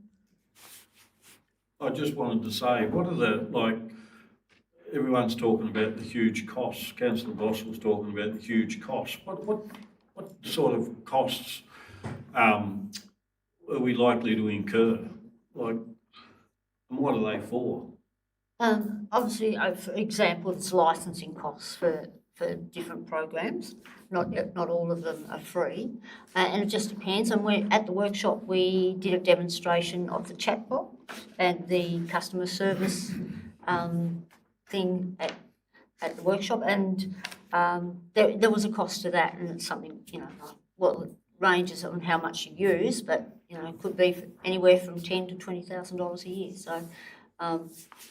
So everything you use, you have licences for, or it depends on whether you develop it in-house or whether you're getting consultants to develop these things. So. But is there like a professional co-pilot? Because you'd find most people in this organisation would either use co-pilot now or ChatGTP. Now, that's free of charge, but is there a professional one that you have to pay for to make it better? I'm not sure. I've never used a professional one, but Yeah, well, the council restricts people from using anything else but Copilot, Yeah. just because of security reasons. And yes, there is a licence fee. Councillor Lambert. I think we just need to remember here that what the recommendation is to develop a draft organisational roadmap. And that's for us to then be in control of. We're not in control of anything at the moment in terms of AI. We have a chat here and, you know, a little bit of knowledge there, but we are not in control of it as an overall body. We're in control of how much money we choose to spend or not spend, but until we know what those strategic parameters are, we're just talking in the dark. So I will support the motion because I want to see what the strategy comes back with. And then the next step for us as council is to decide whether we adopt that strategy or parts of that strategy or rework parts of it. So I would be keen to see what comes back from that. Do you wish to sum up, Councillor Terry? Just very quickly. It's important for us to be in the tent and talking to other councils about AI. If we leave it just to wait to what LGAT is going to do, we'll be still waiting sometime down the track, unfortunately, because 29 councils look at things on 29 different levels. We've got to, in some respects, look nationally and beyond. There is some exciting stuff being done with AI and learnings which we had. I learned at a recent conference that West Tamar was doing their strategic planning using AI. So they're all some of the things we can do. And by having a strategy, coming back to council, AI will save us money in the long term because it means we can do things better. Even if we budget money, we have to put money into the budget for AI, that'll ultimately return services to the community and make, in the long term, hopefully savings for council. Thank you. I'll put the recommendation. All those in favour? Aye. Against? Aye. Councillor Goss and Councillor Archer against. Everybody else is in favour. The motion's carried. 14.2, the variation of appointments, municipal management coordinator and deputies. And we have a recommendation there that council endorse the nomination of Marie Bricknell, acting general manager, as the Northern Midlands Council Municipal Emergency Management Coordinator. So that's the municipal coordinator. And Lee McCullough, Works Manager, as the Northern Midlands Council's Deputy Municipal Emergency Management Coordinator for a period of 4 years. Councillor Andrews is moving, Councillor Adams is seconding. Councillor Andrews. I'll move this as long as the Works Manager is the person who carries us all out of the burning building.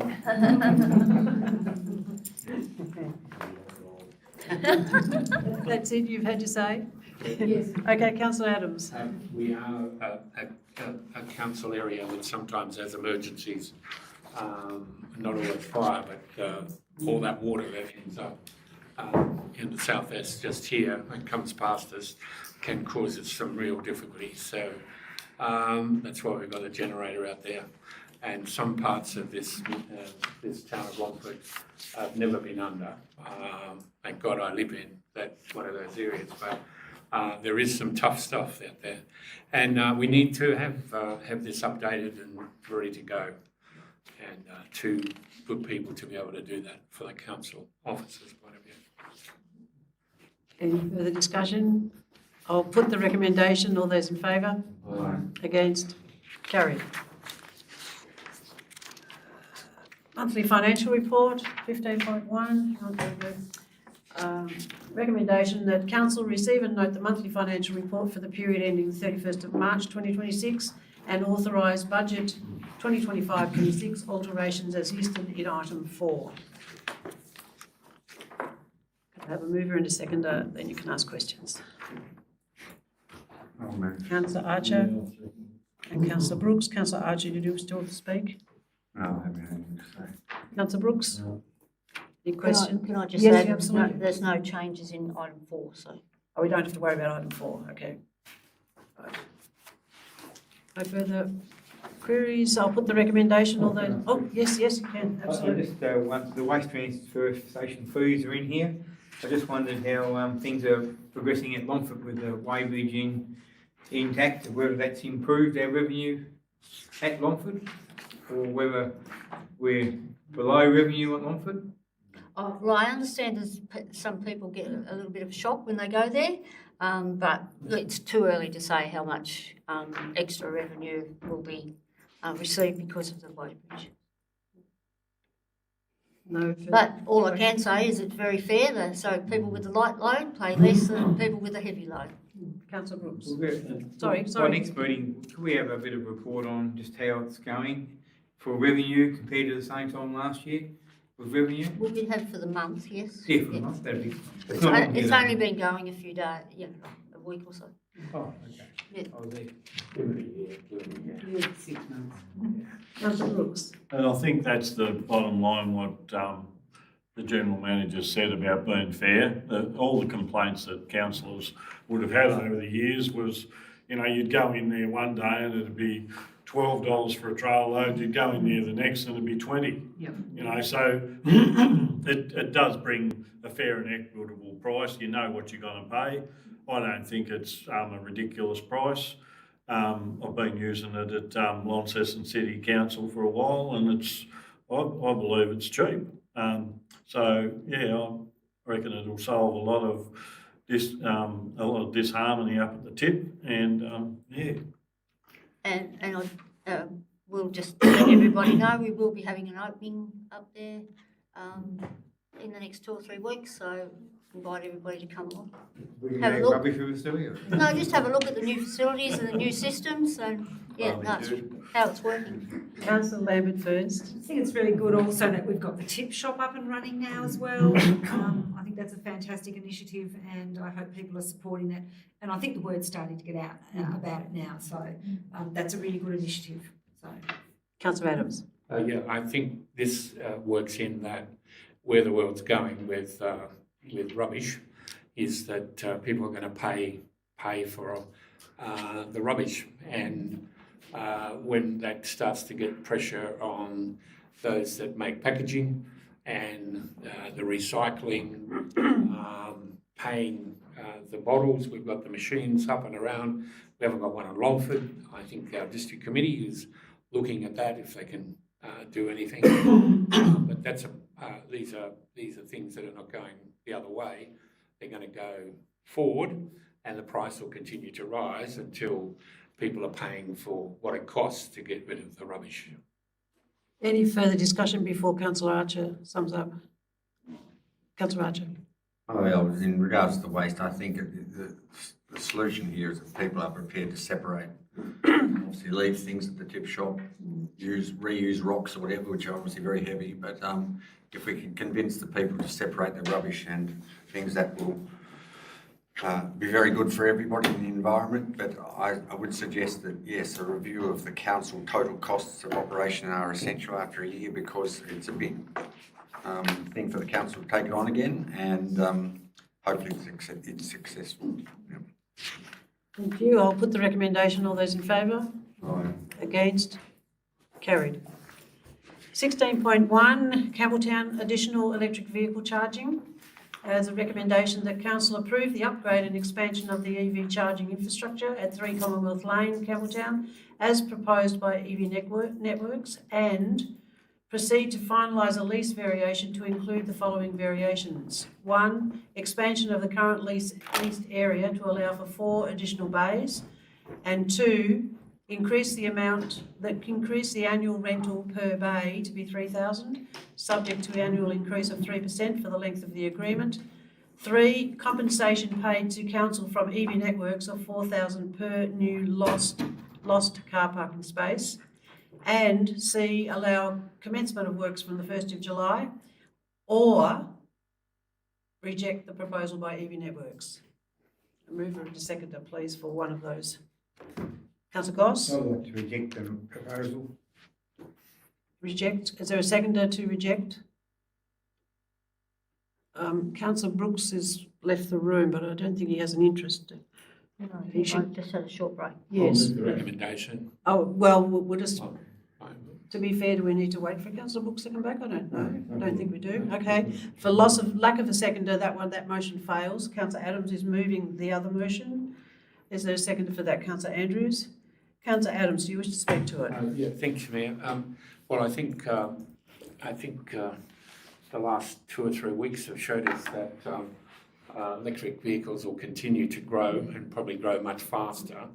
And the infrastructure is one of the big issues that we have to deal with by getting enough infrastructure there. I saw an article, program just recently on the trucks. They're moving from Sydney to Canberra and Canberra to Melbourne now, and they've got big enough systems to make that happen. So it's technologies that are changing and getting better all the time. So I think we need to do that. There's a lot of people travelling now. I think we get paid for this. This is not a freebie. We get paid as a council making areas available.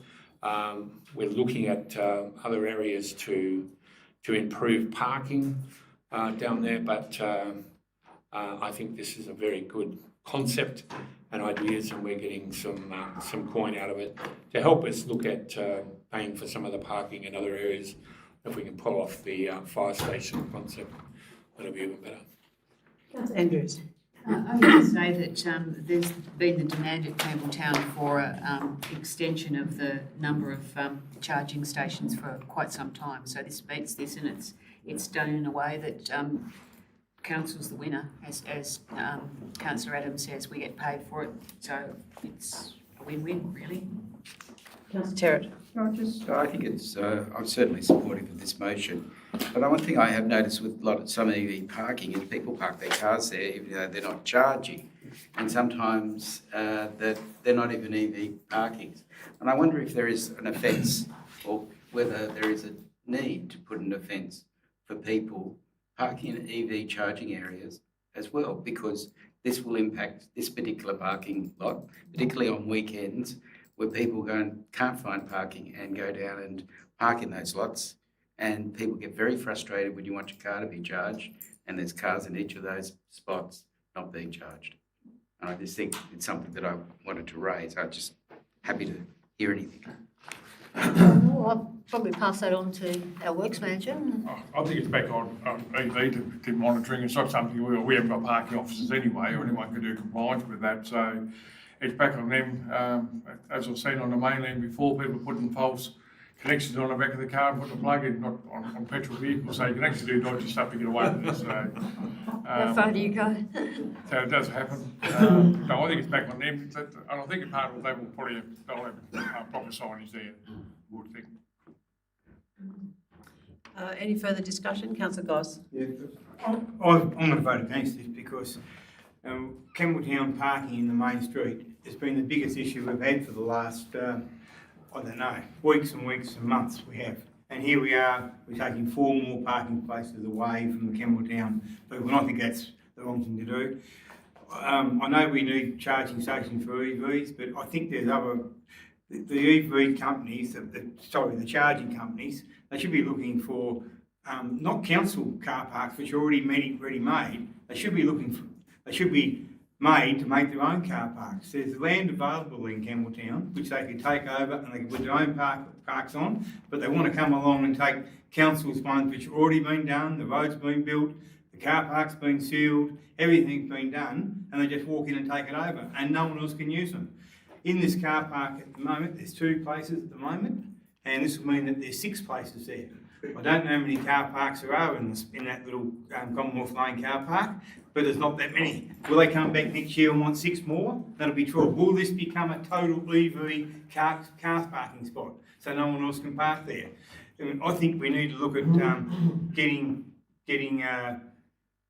them to get some ground on private property to use that. I'm not sure whether the petrol station next door, it's got a great big area. People are using less petrol. Why don't they put in charging parks for cars in petrol stations? Be a great place. They've got in-roads, out-roads, plenty of area to go, plenty of power. I think it'd be really positive. By us giving them up council land, council car parks, then it would make it easy for the electric charging companies. And I think we need to not support this motion, but go back to the company and say, can you please look for some private land somewhere else in the town and use that? Because that's where we go. Otherwise, we can get more pressure next year to get more EV spots in this car park. Thank you. Councillor Brooks. I think you've got to look at the big picture, why they're charging up their cars. They're spending money in the local businesses in Campbelltown, because it does take considerable time to charge an EV vehicle. So it is good for the town. They're not just blowing in using the toilet like most people do. Go down there and go to the toilet and off they go. They're actually spending money in the community. So I do believe that it is a good thing for Campbelltown. Given the fuel prices aren't going to be easing in the near future, there's a lot more EV cars getting around the roads. EV sales are going through the roof. So yes, I think it is a good need for another charger in there, and I reckon it'd be good for the town. Councillor Lambert. Thank you. I think they did community consultation, and there were 16 people, I think, attended that community consultation. So I don't know what that says about the Campbelltown communities. Perhaps they think it's a great idea. But the simple facts are we are moving into an EV world, and people are screaming out for EV charging stations. And people are saying, oh, we're not quite there yet with the technology. We haven't got enough stations to get us from A to B. Well, this is helping to address that. We've already got 2 there. This is going to expand it. Yes, and I do agree, it is really unfortunate that we are going to be losing those car spaces. It's really unfortunate. But I believe in the consultation that that wasn't brought up as a particularly big issue. So I also just want to make mention that we've just passed a motion for the Campbelltown Streetscape, where one of those dot points was to look into the fire station for potentially purchasing that for new parking opportunities. There were other opportunities for excess and new parking and more parking in other areas in Campbelltown. So the council is very conscious of that. We are trying to look for options and ways to address parking. So I think we're trying to address that. The community's screaming out for this infrastructure. And I know there are other communities like the Longport community that are also screaming out for this type of infrastructure to come to their town. So it's a wanted and needed thing to help build that connectivity of charging stations throughout our community and throughout our state. So I think, even though, yes, I agree, it's really sad we're losing those car spots, I think it's a good thing that we are expanding the EV stations, and maybe we could get Longford community to have a chat to EV and see whether they can get them to come on board in their community as well. I think this will lead to other conversations with other communities, so I'll support it. Thank you. Councillor Adams, would you like to sum up? Thank you. Yes, I think Longford, down at the IGA in the back car park, there's going to be, I don't know if it's there yet. Oh, no, there's 2 there now. And I'm sure that the future is that you've got to look at the big picture in these things. These are going to be the future. Petrochemicals, if you haven't looked at the news in the last few weeks to understand some of the politics around those things as well, you're living in cuckoo land. So we've got to look big. If people charging their cars, they want toilets and they want food and coffee and drinks and whatever. So the traders do okay. So they're essential to have, and if you don't have them in your town, you're going to miss out. And that's the future. You just got to deal with these issues that need to be dealt with, and this needs to be dealt with. If this whole car park becomes for charging electric cars, then we should get enough money to build other car parks. I mean, those are the processes that go on. We've got to be rational about it and endeavour to look to the future. And this is an opportunity to do that. Thank you. I'll put the recommendation. All those in favour? Those against? Aye. Councillor Goss is against. Nobody else? Motion's carried. 16.2, proposed speed limit reduction, Hobart Road, Kerry Lodge Bridge to the Youngtown municipal boundary, 80 kilometres down to 70. And there's a recommendation that council endorse the reduction of the speed limit on Hobart Road from 80 kilometres an hour to 70 kilometres an hour between Kerry Lodge Bridge and the Youngtown municipal boundary. And B, notify the Department of State Growth of its decision and request the issuing of formal approval for the proposed speed limit reduction. So it didn't make sense. Councillor Adams is moving. I have a seconder. Councillor Terrick seconding. Councillor Adams. I see I moved the original motion, asking it to go to 80. We've got halfway, so, you know, got to compromise. The department's come good. It does it very often, so I'm pleased that that's doing it. I think it'll help the pedestrian and bike traffic in this area as well, and so it's a positive thing, so, yeah. Councillor Terrick. Yeah, I think we have to be mindful of the hopefully totally completed shared pathway eventually, and to start getting people used to going slower along that road is important. I often use that road to go into town, and some people go way beyond 80. So reducing that, and especially if from Kerry Lodge Bridge, which, you know, if you're trying to get across Kerry Lodge Bridge and you've got cars zooming past you, it can be quite dangerous. I know it is from beyond Kerry Lodge Bridge, but I think we also have to start making arrangements for the shared pathway. There's been excellent work done on the first section. I'll be very keen to see that whole section done, because I think in itself, cyclists, walkers will be using that area, and hopefully in a safe manner with a lower speed limit. Councillor Andrews. Can I just ask a question to be very clear on what I'm voting on? We're talking about reducing the speed limit from the Spiky Bridge to Youngtown, Yes. not the other way. Yes, that's right. Correct. Where we're putting the shared pathway.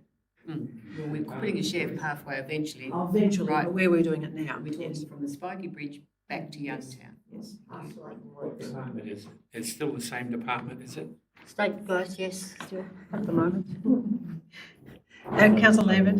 Yeah, I'll support this because, and only because the pathway is going through, and I think we will need to look at reducing speed around that when it's up and operational.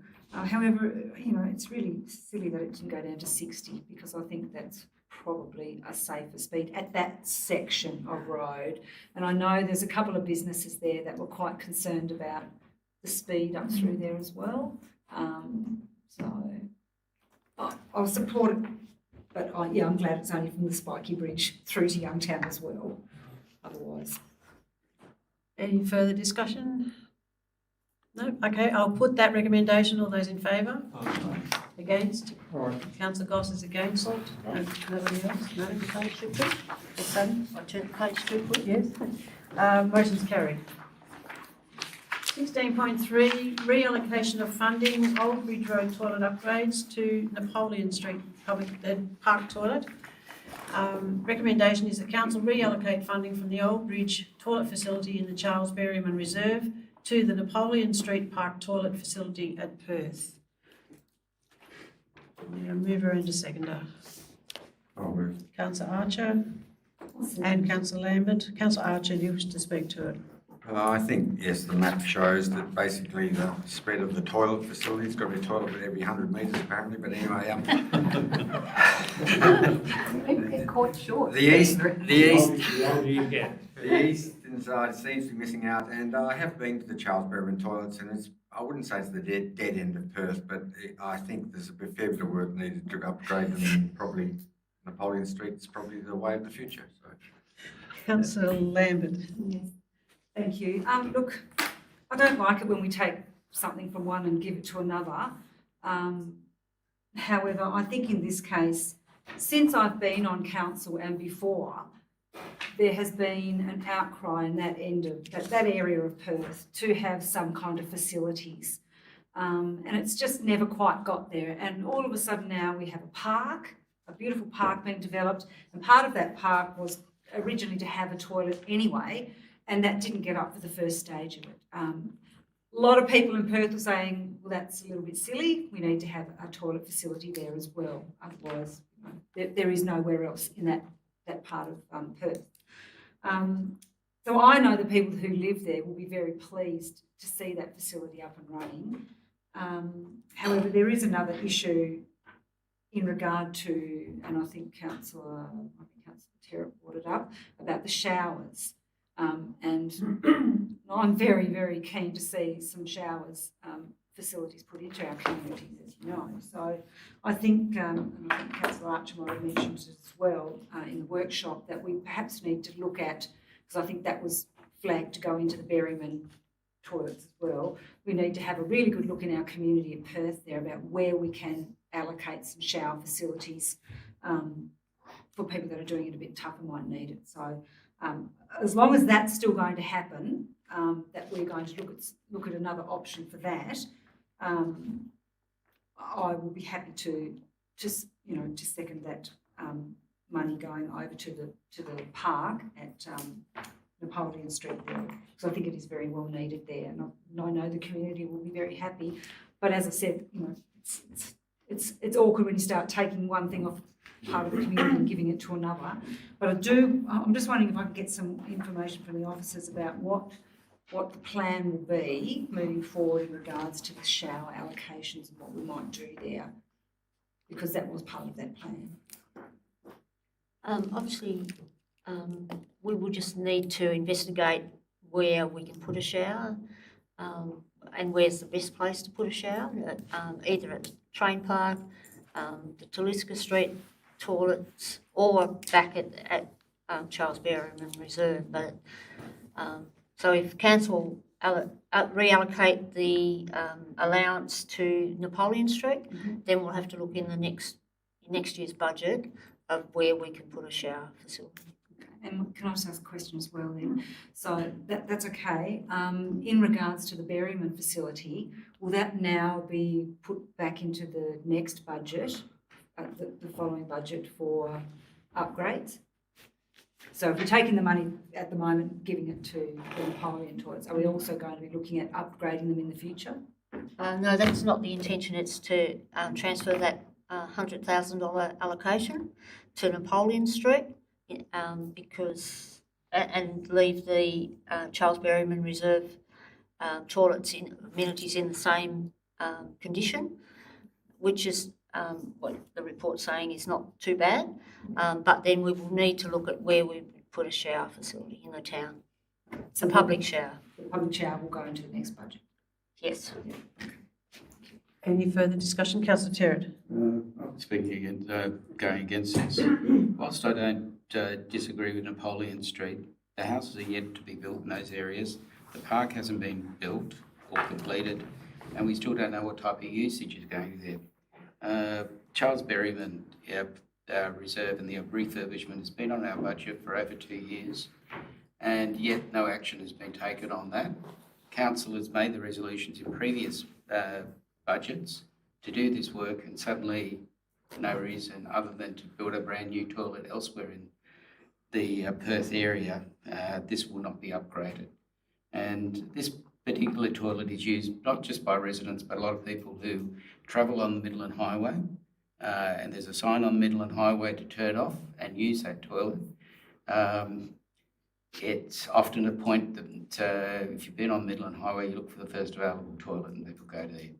I'm not against doing Napoleon Street, but I'm also not against doing the refurbishment, and I think both need to be done. I think it's a bit throwing the baby out with the bathwater at this stage, because both of them are important for Perth and the Perth community, and also for people travelling through Perth. I would like to see, if this motion does get up, that certainly the refurbishment is put in a future budget. It should not be ignored. The state of the toilet, whilst it's saying it's fine, is certainly not up to the standards of many of our toilets, and we actually do a very good job in relation to building toilets. But it is something that's needed by the community and by those travelling through the community. And just to say that there's not a lot of houses down that end, it's ignoring the fact that lots of other people do use those toilets. Councillor Goss. I've just got a question for the Works Officer. If you walk along the riverfront, can you walk to the Berryman toilets? Is that what they're called, Berryman toilets? To access along the riverfront to the Birmingham Talk, you've got to walk around the road. Thank you.